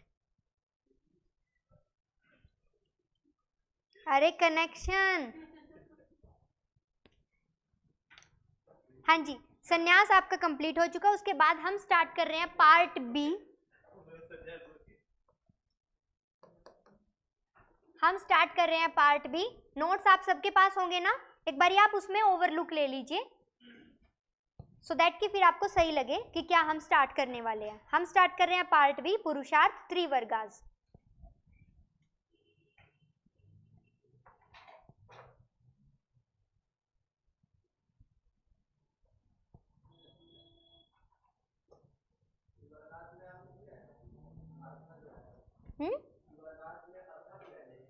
हाँ, अर्था भी आएगा।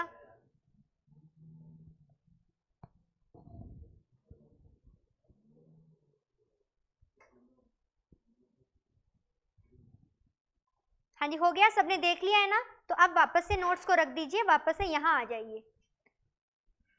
लिखिए फर्स्ट वन, धर्मा मीन्स ये जो अभी हम त्रिवर्गास कर रहे हैं, इनका रोल कौन सी स्टेज में है? जो हमारे वर्णाश्रम है,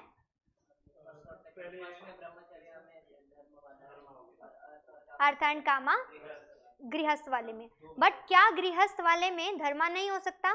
धर्मा भी हो सकता है। ठीक है, वेरी गुड वेरी गुड। लिखिए dharma. First one, dharma stands for right action. Dharma stands for right action,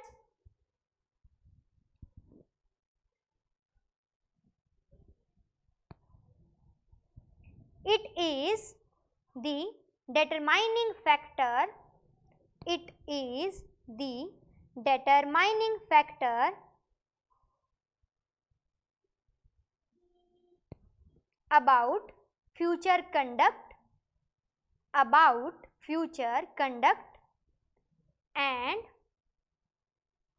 course of all human beings,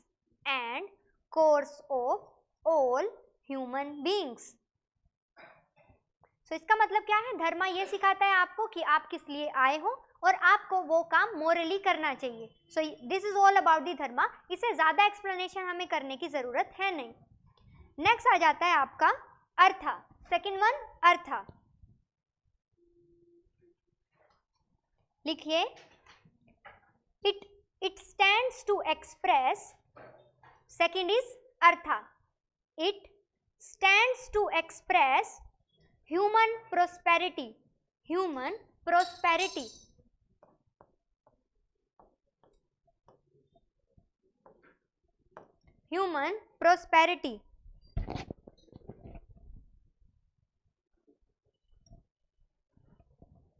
लिखिए, it implies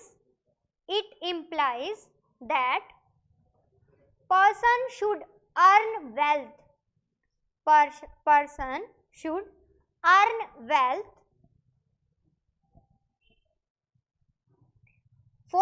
maintenance of his family,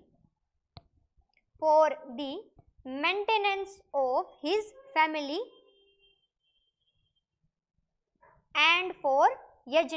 अब ये बताइए, बिना पैसों के यज्ञ हो सकते हैं क्या? और यज्ञ क्या है? आपका एक तरीका है गृहस्थ लाइफ में आपके ऋण उतारने का। तो ये क्या है? इसके लिए भी क्या चाहिए? Accumulation of wealth. ठीक है, बट लिखिए, wealth, but wealth should not be earned by deceit, means कि किसी तरीके के छल या धोखे से नहीं आपने अर्न की हो, वो आपने कैसे अर्न की हो, मोरल रह के अर्न की हो, वो आपने कैसे अर्न की हो, मोरल रह के अर्न की हो. So this is all about the artha. So dharma is about your moral act and artha is about your materialistic life, that is your duties, wealth accumulation. Next लिखिए kama.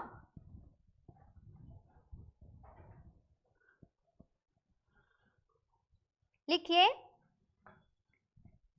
it refers to the biological needs. It refers to the biological needs. हाँ जी शिवांक, वो भी यजना में ही आएगा, but हम वो क्या कर रहे होते हैं, हम वो देवा यजना कर रहे होते हैं. शिवांक का क्वेश्चन है कि मैम जो हम लोग घर में हवन करवाते हैं तो वो भी यजना में आएगा क्या, तो वो भी यजना में आएगा, और हम देवा यजना मोस्टली घर में वो कर रहे होते हैं, बट जब हम अपने पितृ के लिए कर रहे होते हैं दैट इज वो आ जाएगा आपके पितृ यजना में. ठीक है ना. ओके, नेक्स्ट हम कर रहे थे क्या, kama. So kama it refers to the biological needs. Next लिखिए it is essential for the production of children, and for continuity of human race.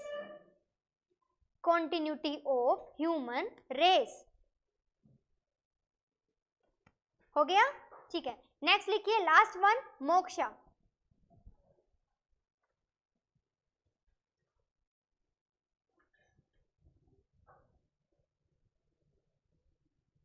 It is the, लिखिए मोक्षा के लिए, it is the ultimate aim of every human being to get salvation. Means क्या ले लेना आपको, निर्वाणा, मोक्ष मिल जाना चाहिए आपको. ठीक है, it is the ultimate aim of every human being to get salvation.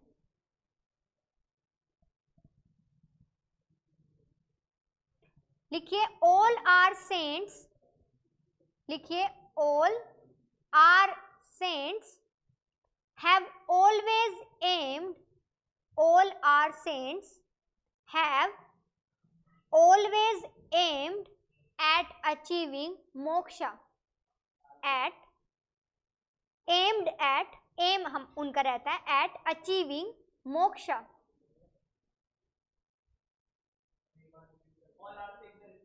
All saints have always aimed at achieving moksha.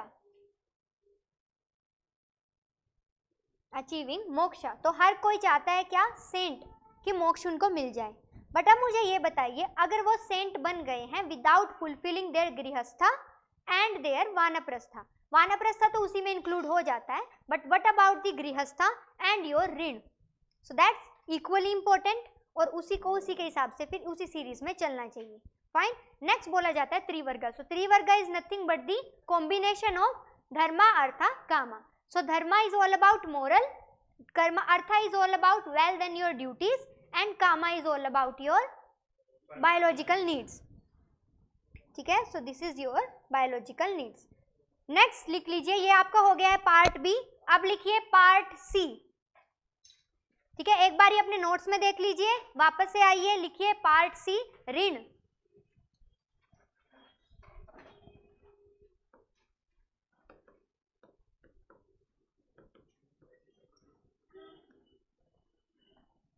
Part C, ऋण.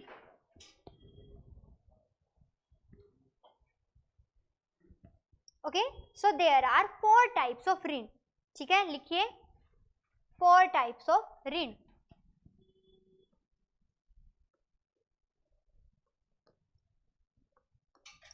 फर्स्ट वन आ जाता है पितृ ऋण.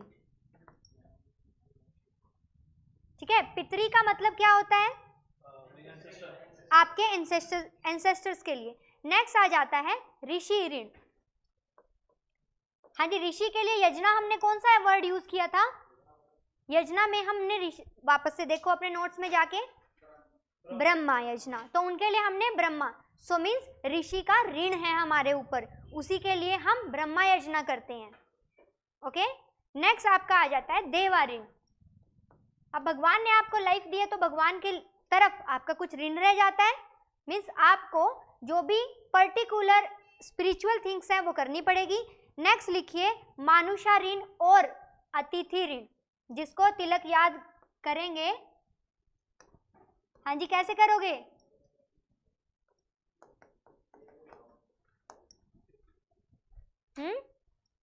कैसे याद करोगे अतिथि मानुषा?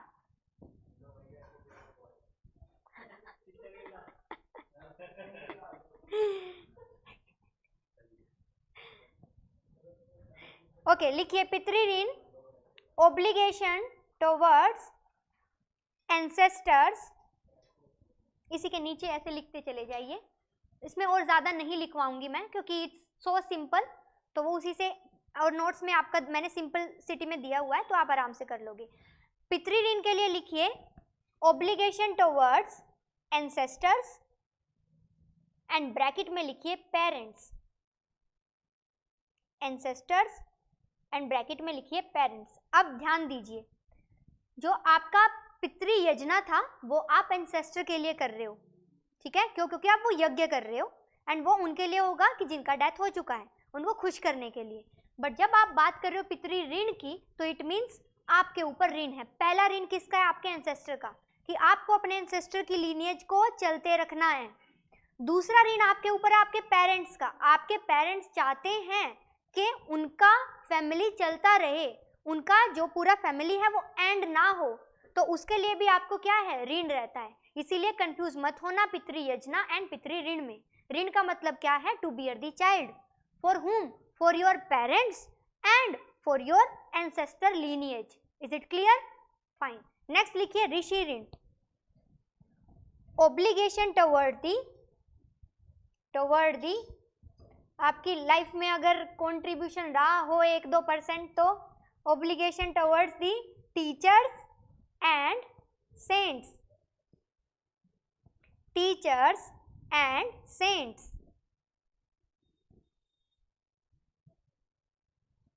एंड नेक्स्ट देवा ऋण मीन्स क्या होता है? क्यों बोला जाता है वर्ड गुरु दक्षिणा? मीन्स आपके गुरु ने आपके ऊपर टाइम लगाया है तो आपको बदले में भी कुछ देना चाहिए। प्रमोद नहीं है, प्रमोद बोलते इधर तो हमने फीस भी दिया हुआ है तो टीचर क्या लगा रहा है? हाँ, सो इट्स ऑल अबाउट कि it's not all about related to the monetary factor, it's all about the their effort का, जो उन्होंने एफर्ट लगाया है, उस एफर्ट के बाद वो क्या चाहते हैं कि आप कैसे इंसान बने, तो वो पर्टिकुलर थिंग आ जाती है। सो मीन्स गुरु दक्षिणा मीन्स व्हाट? कि आप कुछ ऐसा करो जिससे उनका नाम आए, रिकॉग्निशन हो, प्रेस्टीज बढ़े, तो वो हो जाएगा क्या? गुरु दक्षिणा। तो मेरी गुरु दक्षिणा क्या होगी? ठीक है, सिलेक्शन हो, बट फॉर एंथ्रोपोलॉजी 300+ तो मेरी तरफ से एक्सपेक्टेशन है, बट आप अगर 350+ मुझे दे सकते हो तो उससे अच्छी बात ही नहीं कुछ होगी। ठीक है, हाँ जी बिल्कुल आएंगे। अब क्योंकि आप बिल्कुल कंसिस्टेंसी से चल रहे हो एंड बहुत अच्छी बात है, बस ये आपके लिए तो मैं बोल रही हूँ। एंड आपके साथ साथ सिद्धार्थ भी एकदम बढ़िया तरीके से याद करके लेके आते हैं, बाकी सब भी 100% एफर्ट डाल रहे हैं, बट कुछ कुछ धीरे धीरे कभी कभी मतलब कंसिस्टेंसी नहीं बन पा रही है। ठीक है ना, तो कंसिस्टेंसी बनाओगे तो आराम से हो जाएगा। ओके, मैं किसी को अपर या लोअर कैटेगरी में स्ट्रेटा में नहीं रख रही हूँ, मैं सर्टिफिकेशन नहीं कर रही हूँ, बट आपको उससे मोटिवेट होना है। फाइन, चलिए नेक्स्ट आ जाता है आपका अभिनव जी का अतिथि ऋण। नहीं, गुरु और अच्छा देवा भूल गई मैं, guru dakshina is all about the rishi. चलिए नेक्स्ट लिखिए deva rina, it means obligation towards the to whom? God. अब जेंडर बायस नहीं करेंगे, गॉडेस भी लिख देना।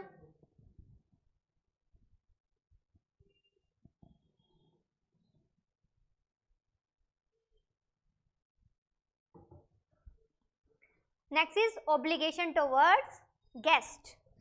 मानुषा, अतिथि. Obligation towards guest.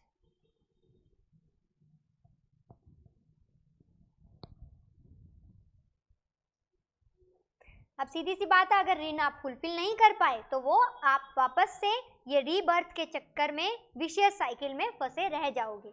हो गया है क्लियर? सो ये आपका हो चुका है पार्ट सी. वापस से आप अपने नोट्स देखो, वापस से आओ. अब हम आ जाते हैं part D, that is part D, Karma theory and rebirth. कितना छोटू सा यूनिट था ना.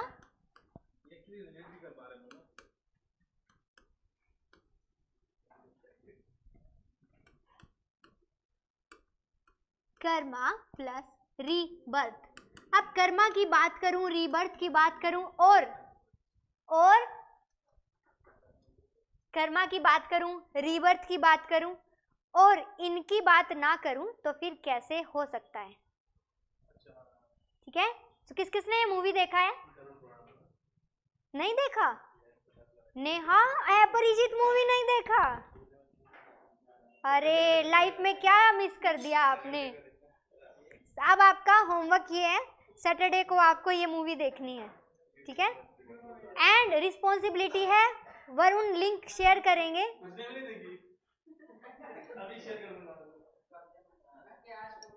नहीं, हम नहीं सस्पेंस खराब करेंगे, नहीं बिल्कुल भी नहीं. हाँ हाँ जी. और किस किसने देखी है? तिलक ने नहीं देखी. तिलक आपने देखा क्या है? हाँ जी. ऑनलाइन में किस किसने देखी?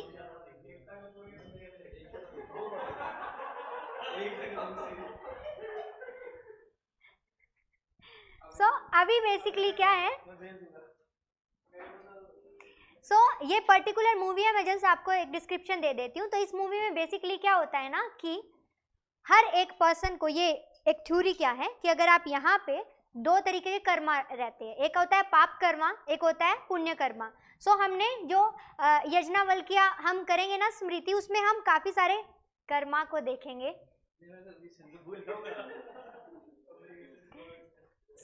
उसमें हम काफी सारे कर्मास को देखेंगे. तो उनके अकॉर्डिंग क्या था कि जो आपके पाप कर्मा है उसके लिए आपको कुछ ना कुछ मीन्स कुछ मिलना चाहिए.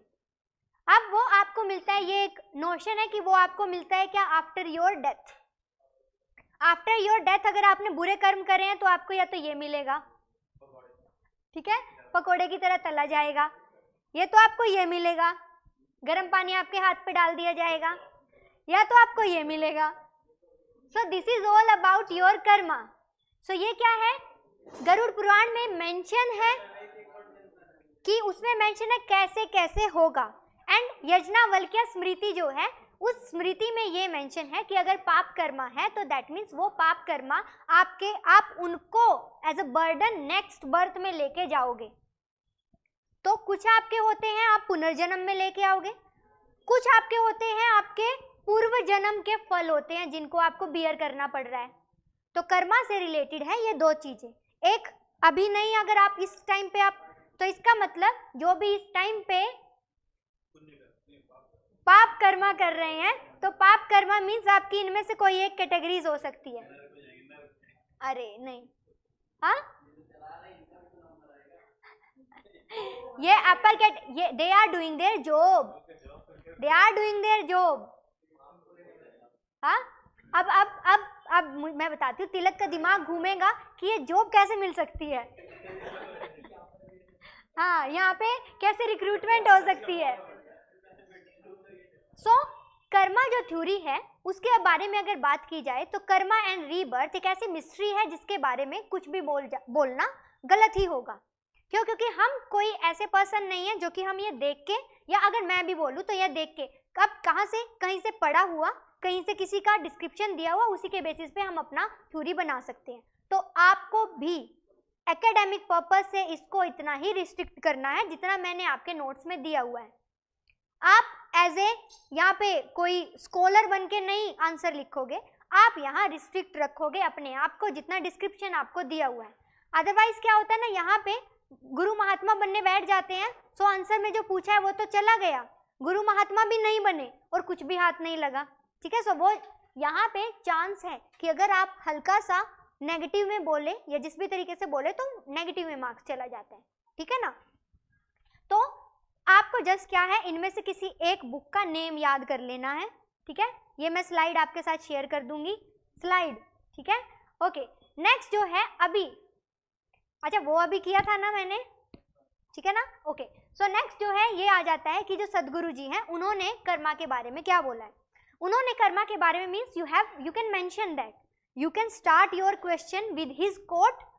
क्यों कर सकते हो आप, क्योंकि ये इस टाइम पे is a very prominent person and a very positive personality, तो आप आराम से मेंशन कर सकते हो। क्या है, आप लिख लीजिए, he is saying that Karma means that you can change your destiny, not simply be ruled by it, कि आपको डेस्टिनी के सहारे नहीं बैठना है, वही सेम आपको अप्लाई करना है अपनी प्रिपरेशन में। अगर आप ज्यादा करोगे तो ज्यादा मिलेगा, अगर नहीं करोगे कि यहाँ तो सक्सेस का रेट कम है, यहाँ तो ये है वो है, जो सक्सेस का रेट कम है उसमें भी तो कोई आ ही रहे हैं ना, तो वही सेम आपको भी रखना है।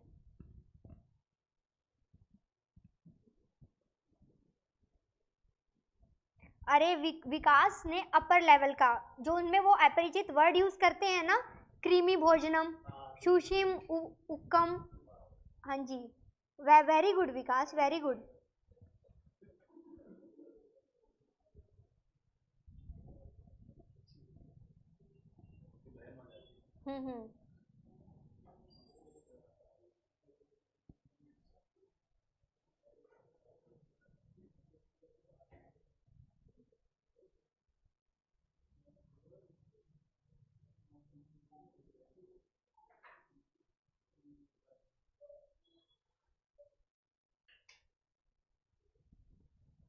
ठीक है ना, हो गया, ओके। नेक्स्ट लिखिए आप इसका definition.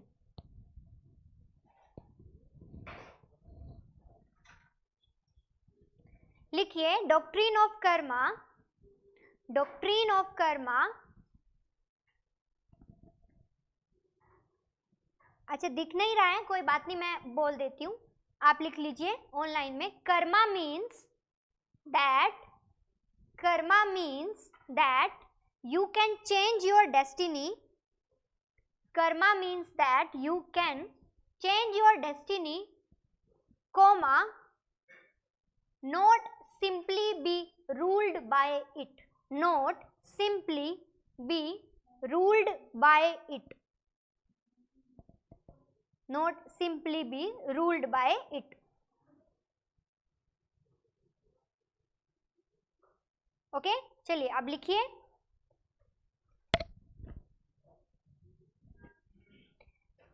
the doctrine of karma, the doctrine of karma was propounded for the first time under the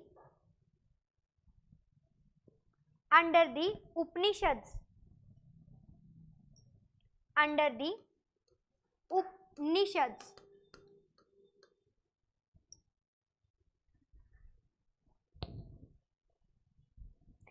It has become the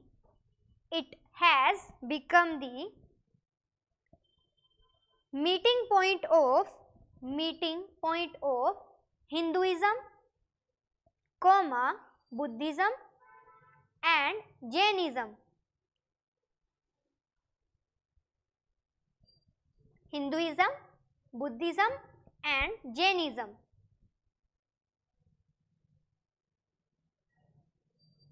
ठीक है, नेक्स्ट लिखिए, as per Upanishad and Bhagavad Gita, karma have 5 elements. As per Upanishad and Bhagavad Gita,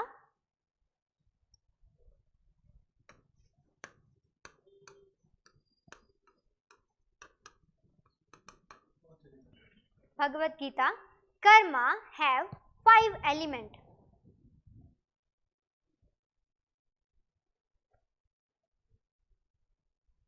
ठीक है, so लिखिए, what are those 5 elements. First one is adhishthana, next one is karta. Next one is karma. Next one is chesta. And next one is deva. ठीक है, okay. First one लिखिए अधिष्ठाना. इसमें लिखिए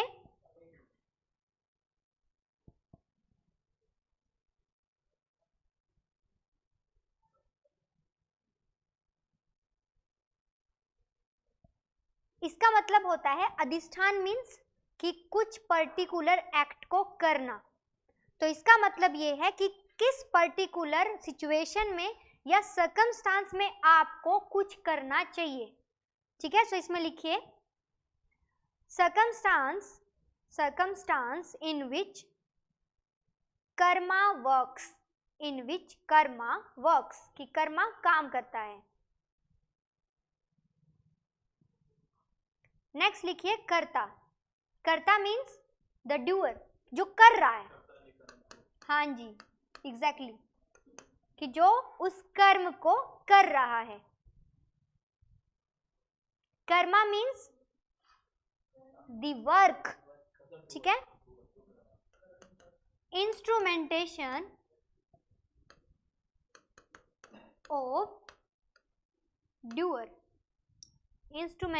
instrumentation of doer. Next is चेष्टा. चेष्टा का मतलब क्या होता है?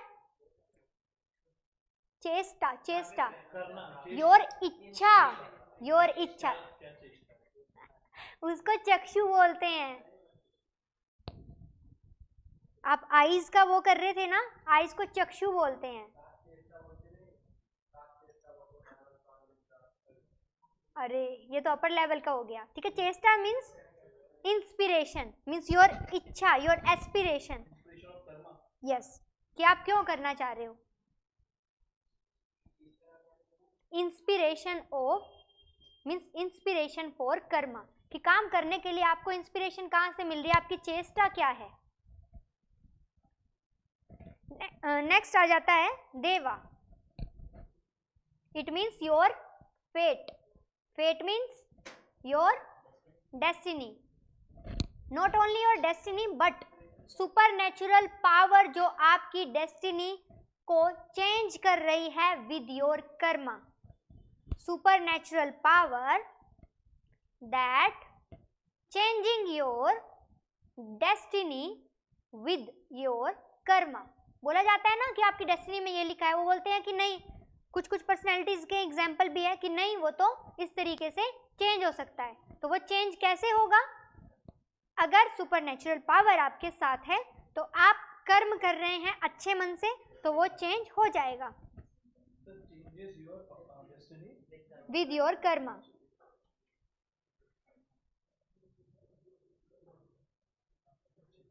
हो गया, ओके. सो अब नेक्स्ट हेडिंग बनाइए काइंड्स ऑफ कर्मा.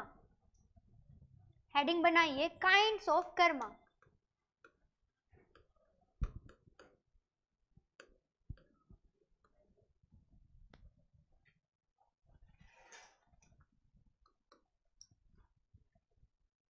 पहला जो हम टाइप देखेंगे वो हम टाइप देंगे कि यज्ञवल्क्य स्मृति ने क्या बोला. ठीक है, लिखिए एज पर यज्ञवल्क्य स्मृति.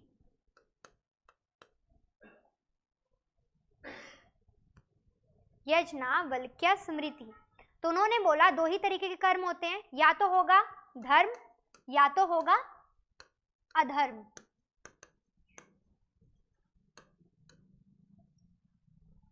या तो होगा धर्म या तो होगा अधर्म.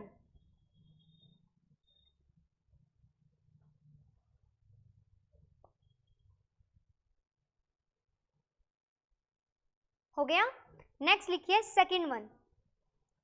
कर्मा का क्लासिफिकेशन हम कर रहे हैं, काइंड देख रहे हैं. तो फर्स्ट किसने? यज्ञवल्क्य ने बोला. सेकंड लिखिए मनु. मनु मीन्स मनुस्मृति.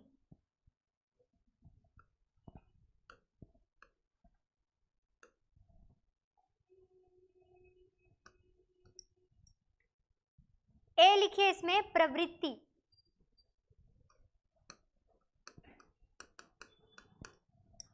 प्रवृत्ति. सो प्रवृत्ति में लिखिए action done with a view, action done with a view to achieve some results, to achieve some results, to achieve some results. Next लिखिए निवृत्ति,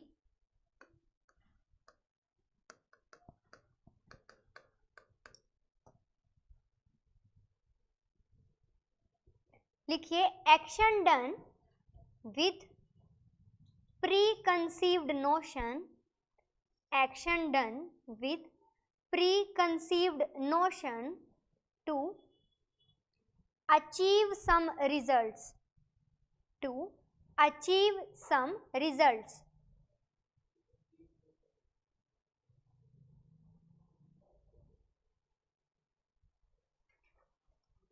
ठीक है, नेक्स्ट लिखिए preconceived notion to achieve some results. Next लिखिए सात्विक, next लिखिए राजसिक and next लिखिए तामसिक.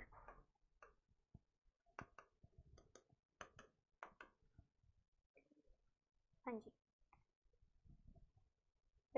सात्विक, राजसिक एंड तामसिक. सात्विक का मतलब क्या लगता है आपको? कुछ पॉजिटिव सेंस में. तामसिक का सेंस क्या लग रहा है? नेगेटिव सेंस में. एंड राजसिक क्या होता है? मीडियोकर होता है. ठीक है, मीडियोकर होता है. अब हम इनके मीनिंग देख लेंगे.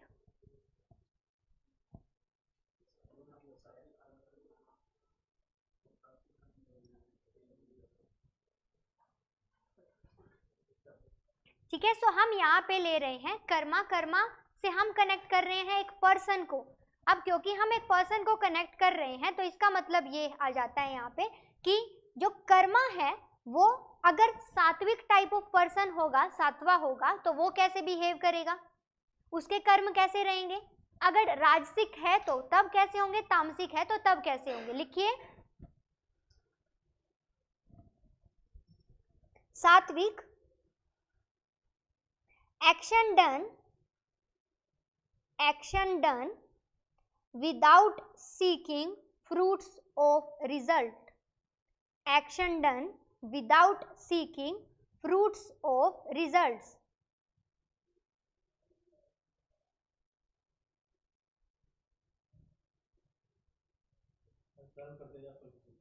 एग्जैक्टली.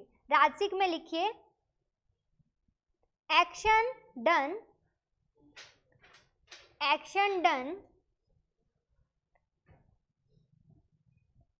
बाय ओन, कि खुद के मजे के लिए कर रहे हैं, means self centered kind of thing.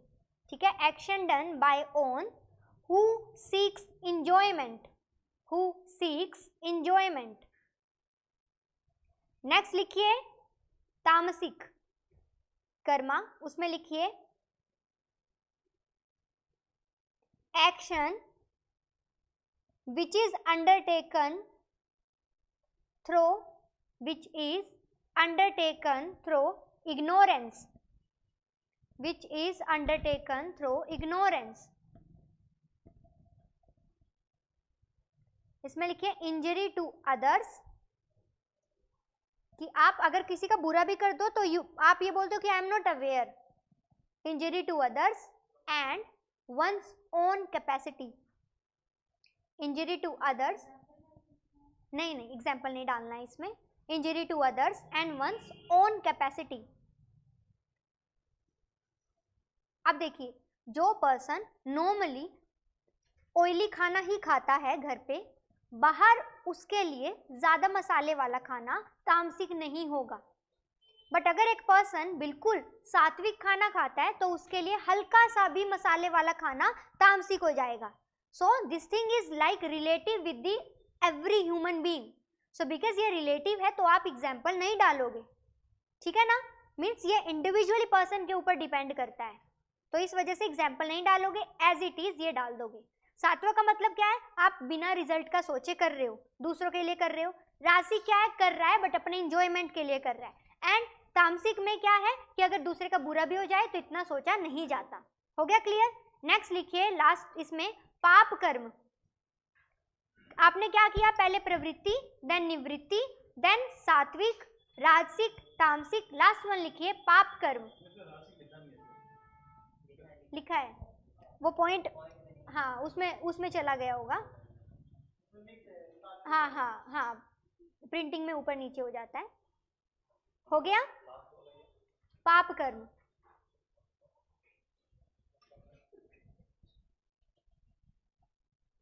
सबके पीछे ए लगाते हैं ना, इस वजह से वो पापा लग रहा है। इट इज पाप कर्म। पुण्य के पीछे भी तो पुण्य है ना, ए लगाया है इस वजह से। So it is a sinful action. Sin का मतलब क्या होता है, पाप। तो कोई सिनफुल एक्शन होता है तो उसको ले लेते हैं हम पाप कर्म में।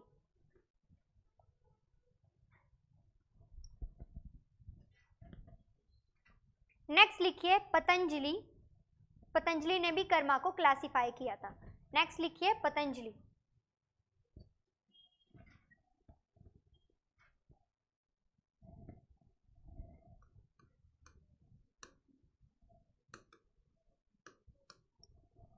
ठीक है, नेक्स्ट लिखिए पतंजलि। इसमें लिखिए फर्स्ट वन असा राशि, सा राशि, कर्मा। राशि कैसी थी, रसोड़े में कौन था, राशि कैसी थी, सेल्फ सेंटर्ड। अब वो बोलो साथ निभाना साथिया भी नहीं देखा। अच्छा ये बताओ वो रसोड़े में कौन था, मीम भी नहीं देखा, कोकिला बहन। तो उसमें जो जिसके साथ बनाया था ना दैट वाज राशि। सो आपको राशि से याद कर लेना है कि असा राशि कर्मा कैसे होते हैं, ऐसे कर्मा जो कि सेल्फ सेंटर्ड हो। ठीक है ना, मतलब ये बताओ इतना अच्छा सीरियल भी नहीं देखा। हाँ जी, ऑनलाइन में किस किसने देखा है। मीन्स असा राशि में लिखो सेल्फ सेंटर्ड। हाँ साक्ष्या ने देखा है, बहू थी कोकिला बेन की। नेक्स्ट लिखिए राग। मीन्स राग को आपको कैसे याद रखना है कि अपना ही राग गाते चलते हैं, दूसरों का उनको नहीं होता है। मीन्स वो जो भी कर रहे हैं अपने इंजॉयमेंट के लिए कर रहे हैं, दूसरों को हार्म नहीं पहुंचा रहे हैं, बट कर्मा उनके इंजॉयमेंट के लिए। लिखिए हाँ वही। Inclination means tilted toward, inclination toward enjoyment, inclination toward enjoyment।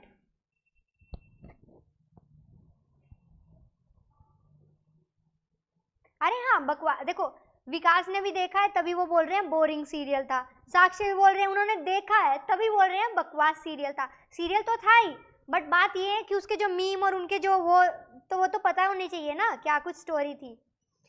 ठीक है, नेक्स्ट लिखिए दिधेश था कर्मा।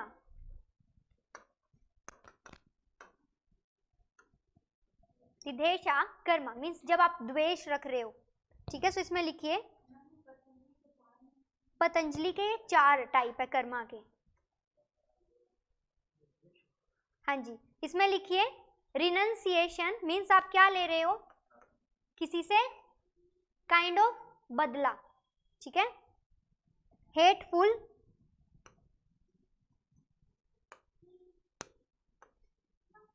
रिनंसिएशन। ठीक है, बट इसमें ये क्या आता है कि आप किसी के साथ हेटफुल, वो जो पर्टिकुलर आपका एक्ट है उसको आपने जस्ट एक सिंगल मीनिंग देखा होगा ना। तो जब वर्ड जो है किसी और सेंटेंस के साथ बन जाते हैं तो उनका मीनिंग हल्का सा चेंज हो जाता है। ठीक है, हाँ हाँ लिखिए hateful renunciation of painful things, of painful things. Next लिखिए लास्ट वन अभिनिवेशा। अभिनिवेशा मीन्स यहाँ पे क्या किया जाता है कि आप दूसरे पर्टिकुलर पर्सन या किसी पर्टिकुलर आपका कर्म कैसा है, वो आपका ऐसा नहीं है कि आप अपने एंजॉयमेंट के लिए कर रहे हो, ना ऐसा है कि आप अपने लिए कर रहे हो, वो ऐसा है कि आप दूसरे के मीन्स आप उसके रिटेलिएशन में कर रहे हो, ठीक है। सो ये पर्टिकुलर मीन्स क्या है, it is something which is हाँ कनेक्टेड विद अदर पर्सन, ठीक है, it's a kind of counter thing. Next लिखिए abhinivesha, karma done due to, karma done due to love of life and fear of death. Because आपको अपनी life से प्यार है इसीलिए आप कर रहे हो, या तो आपको डेथ से डर लगता है इसीलिए आप कर रहे हो, means due to love of life and fear of death. हो गया, ओके। नेक्स्ट लिखिए एज पर कर्मा विपाक, एज पर कर्मा विपाक।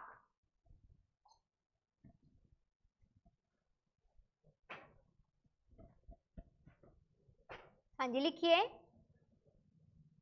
हाँ जी असर राशि में मैंने लिखवाया था सेल्फ सेंटर्ड, मीन्स आप अपने आप को बहुत ज्यादा इंपॉर्टेंस दे रहे हो। नेक्स्ट कर्मा विपाक में आ जाता है, फर्स्ट वन लिखेंगे संचिता कर्मा, देन लिखेंगे प्रारब्धा कर्मा एंड देन आगामी कर्मा।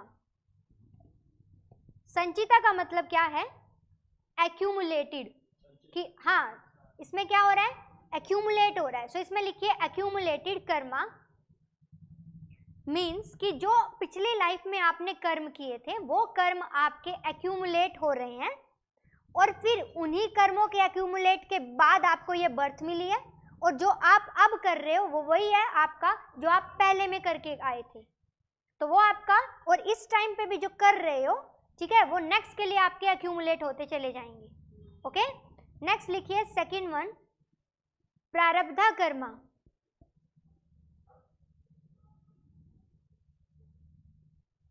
नेक्स्ट इज डेस्टाइंड, ये जो है इसको मीनिंग होता है डेस्टाइंड कर्मा, डेस्टाइंड कर्मा कि ऐसा कर्मा जो आप कर रहे हो ना, ये आपकी डेस्टिनी का ही लिखा हुआ कर्म है। सो इट इज योर कर्मा जो कि आपकी डेस्टिनी में लिखा हुआ है और उसी को आप कर रहे हो। नेक्स्ट लास्ट लिखिए आगामी कर्मा,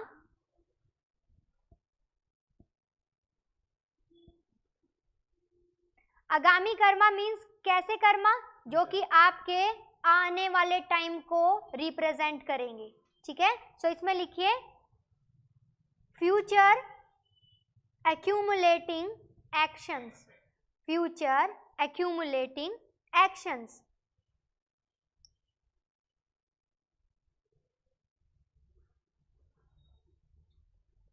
ओके हाँ जी हो गया, ठीक है। नेक्स्ट लिखिए, next heading reward of Karma, reward of Karma,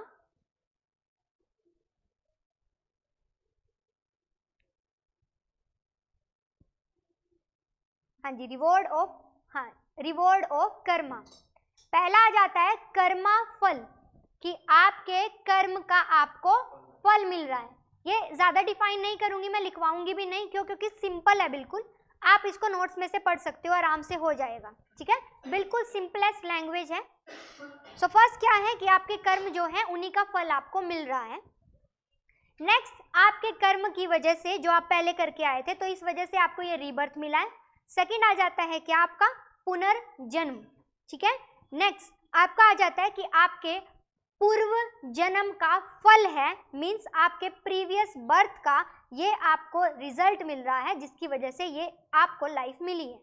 next आपका लास्ट आ जाता है आपका आत्मानित्या, मींस कि आप अपनी सोल की इमोर्टैलिटी को समझ चुके हो, और अब आपको लगता है कि ये जो भी कर्मा है वो क्या है, वो कर्मा आपके, आप उससे अटैच मत होइए, आप उससे डिटैच होके रहिए। क्यों, क्योंकि आपका अल्टीमेट क्या रहेगा, अल्टीमेट आपकी सोल रहेगी, और वो सोल ही रहेगी, तो ये पर्टिकुलर थिंग आ जाती है, ठीक है। हाँ जी क्लियर है सबको। सो रिवॉर्ड क्या मिलते हैं, रिपीट करिए। पुनर्जन्म, पूर्व जन्म फल, आत्मनित्या। आत्मनित्या मीन्स आपको इमोर्टैलिटी है सोल की, वो पता चल जाती है। ठीक है, अब नेक्स्ट अपने नोट्स में देखिए, आप अपने कर्मों से कैसे बच सकते हो। मीन्स कि आप के पुराने पूर्व जो आपका पूर्व जन्म फल था उससे कैसे, और नेक्स्ट जन्म में कुछ ऐसा ना मिले, मीन्स मोक्ष मिल जाए, तो उससे आप कैसे बच सकते हो। पहला है कि आपको पता चल जाए कि आप कुछ नहीं कर रहे हो। ये जो आपका बॉडी है वो कैसी है, मोर्टल है, और सोल कैसी है, इमोर्टल है। तो आपको जो कुछ भी करना चाहिए अपने आप को डिटैच करके करना चाहिए। ठीक है ना। सेकंड पॉइंट कि जो भी आप कर रहे हो वो ऐसा करो कि आप बहुत ज़्यादा अटैच ना हो किसी चीज़ से, और आप जो एक्शन कर रहे हो वो जस्ट इसीलिए कर रहे हो क्योंकि आप ये समझ रहे हो कि ये पर्टिकुलर जो आपका एक्ट है ये कैसा है, ये आपका कनेक्टेड एक्ट है, मीन्स ये भगवान की मर्जी के थ्रू हो रहा है। फॉर एग्जाम्पल अगर बोला जाए तो क्या हुआ था भगवत गीता के टाइम पे, जो उपदेश दिया था श्री कृष्णा ने अर्जुना को, तो उन्होंने ये बोला था कि अगर आप ये सोच रहे हो ना कि इस टाइम सब आपके सामने आपके जो है रिलेटिव्स खड़े हैं, तो आप ये, और अगर आप इनको मारोगे तो फिर आप किस जन्म में या किस तरीके से, तो उन्होंने ये बोला था उनको कि ये आप नहीं कर रहे हो, आपसे ये मैं करवा रहा हूँ। और जब बात आती है सोल की, तो फिर सोल अकेली है, तो ये आपके कोई भी रिलेटिव्स दिस एंड दैट ये नहीं है। तो इट मीन्स इस तरीके से जो एक्शन है आपका दैट इज वो आपको डिटैच करके करना चाहिए।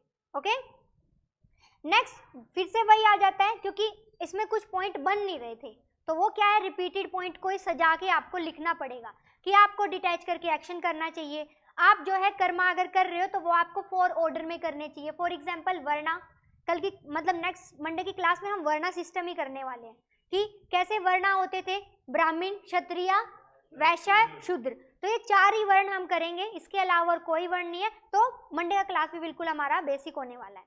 उसके बाद नेक्स्ट क्लास हमारा कास्ट के ऊपर रहेगा। ठीक है, सो ये हमारे बिल्कुल ही इंडियन एंथ्रोपोलॉजी बिल्कुल बेसिक होने वाली है। ओके, सो नेक्स्ट इंपॉर्टेंस क्यों है कर्मा की, क्योंकि कर्मा अगर आपको डर रहेगा, if you have that love for life, you have that fear for death, तो आप क्या करोगे, आप अच्छे एक्शन करोगे, गुड एक्शन करोगे। नेक्स्ट जो है आपको मोरल लाइफ अटेन करने में ये हेल्प करेगा, एंड आपको सेल्फ कंट्रोल लाने में हेल्प करेगा। अगर आप बिल्कुल बुरा कर रहे हो तो आपको पता चलेगा नहीं मुझे इसका फल भोगना पड़ेगा, तो मैं सेल्फ कंट्रोल में रहूं। सो ये पर्टिकुलर जो है आपके पॉइंट आ जाते हैं रिलेटेड टू दी वेलफेयर, और किस तरीके से आप जो है अपने कर्मा को, मीन्स क्या उनकी इंपॉर्टेंस है। ठीक है, हो गया क्लियर सबको। मुझे ये बता दीजिए किसी को भी किसी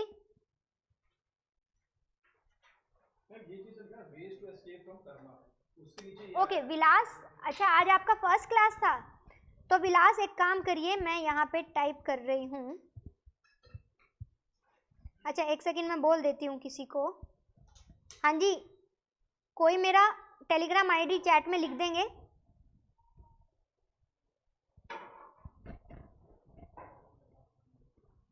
अच्छा अभी तो हमारा क्लास एंड हो गया है विलास।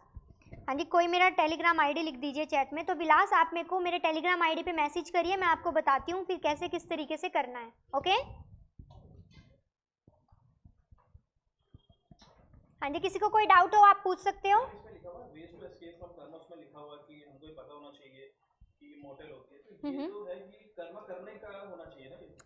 मतलब क्या, एस्केप मीन्स कि आप ये सोच रहे हो कि आप अपने कर्मा के फल को किस, मीन्स आप ये सोच लेते हो कि ये जो मेरा कर्म है ना ये मेरा है, मेरे लिए मैं कर रहा हूँ, और इसका मतलब आपसे अटैच्ड है, बट आप कर्म जो कर रहे हो वो आपको इस तरीके से करने हैं कि कर्म करवाया जा रहा है और वो आपको गुड एक्शन के लिए ही करना है।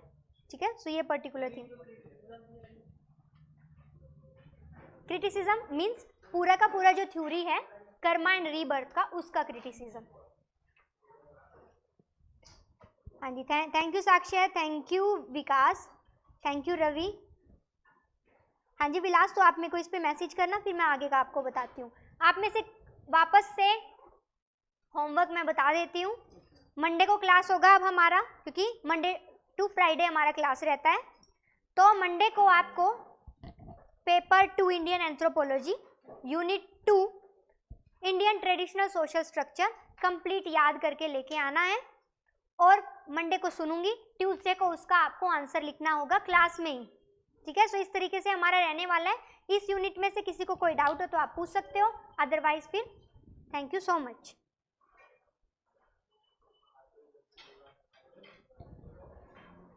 हाँ जी।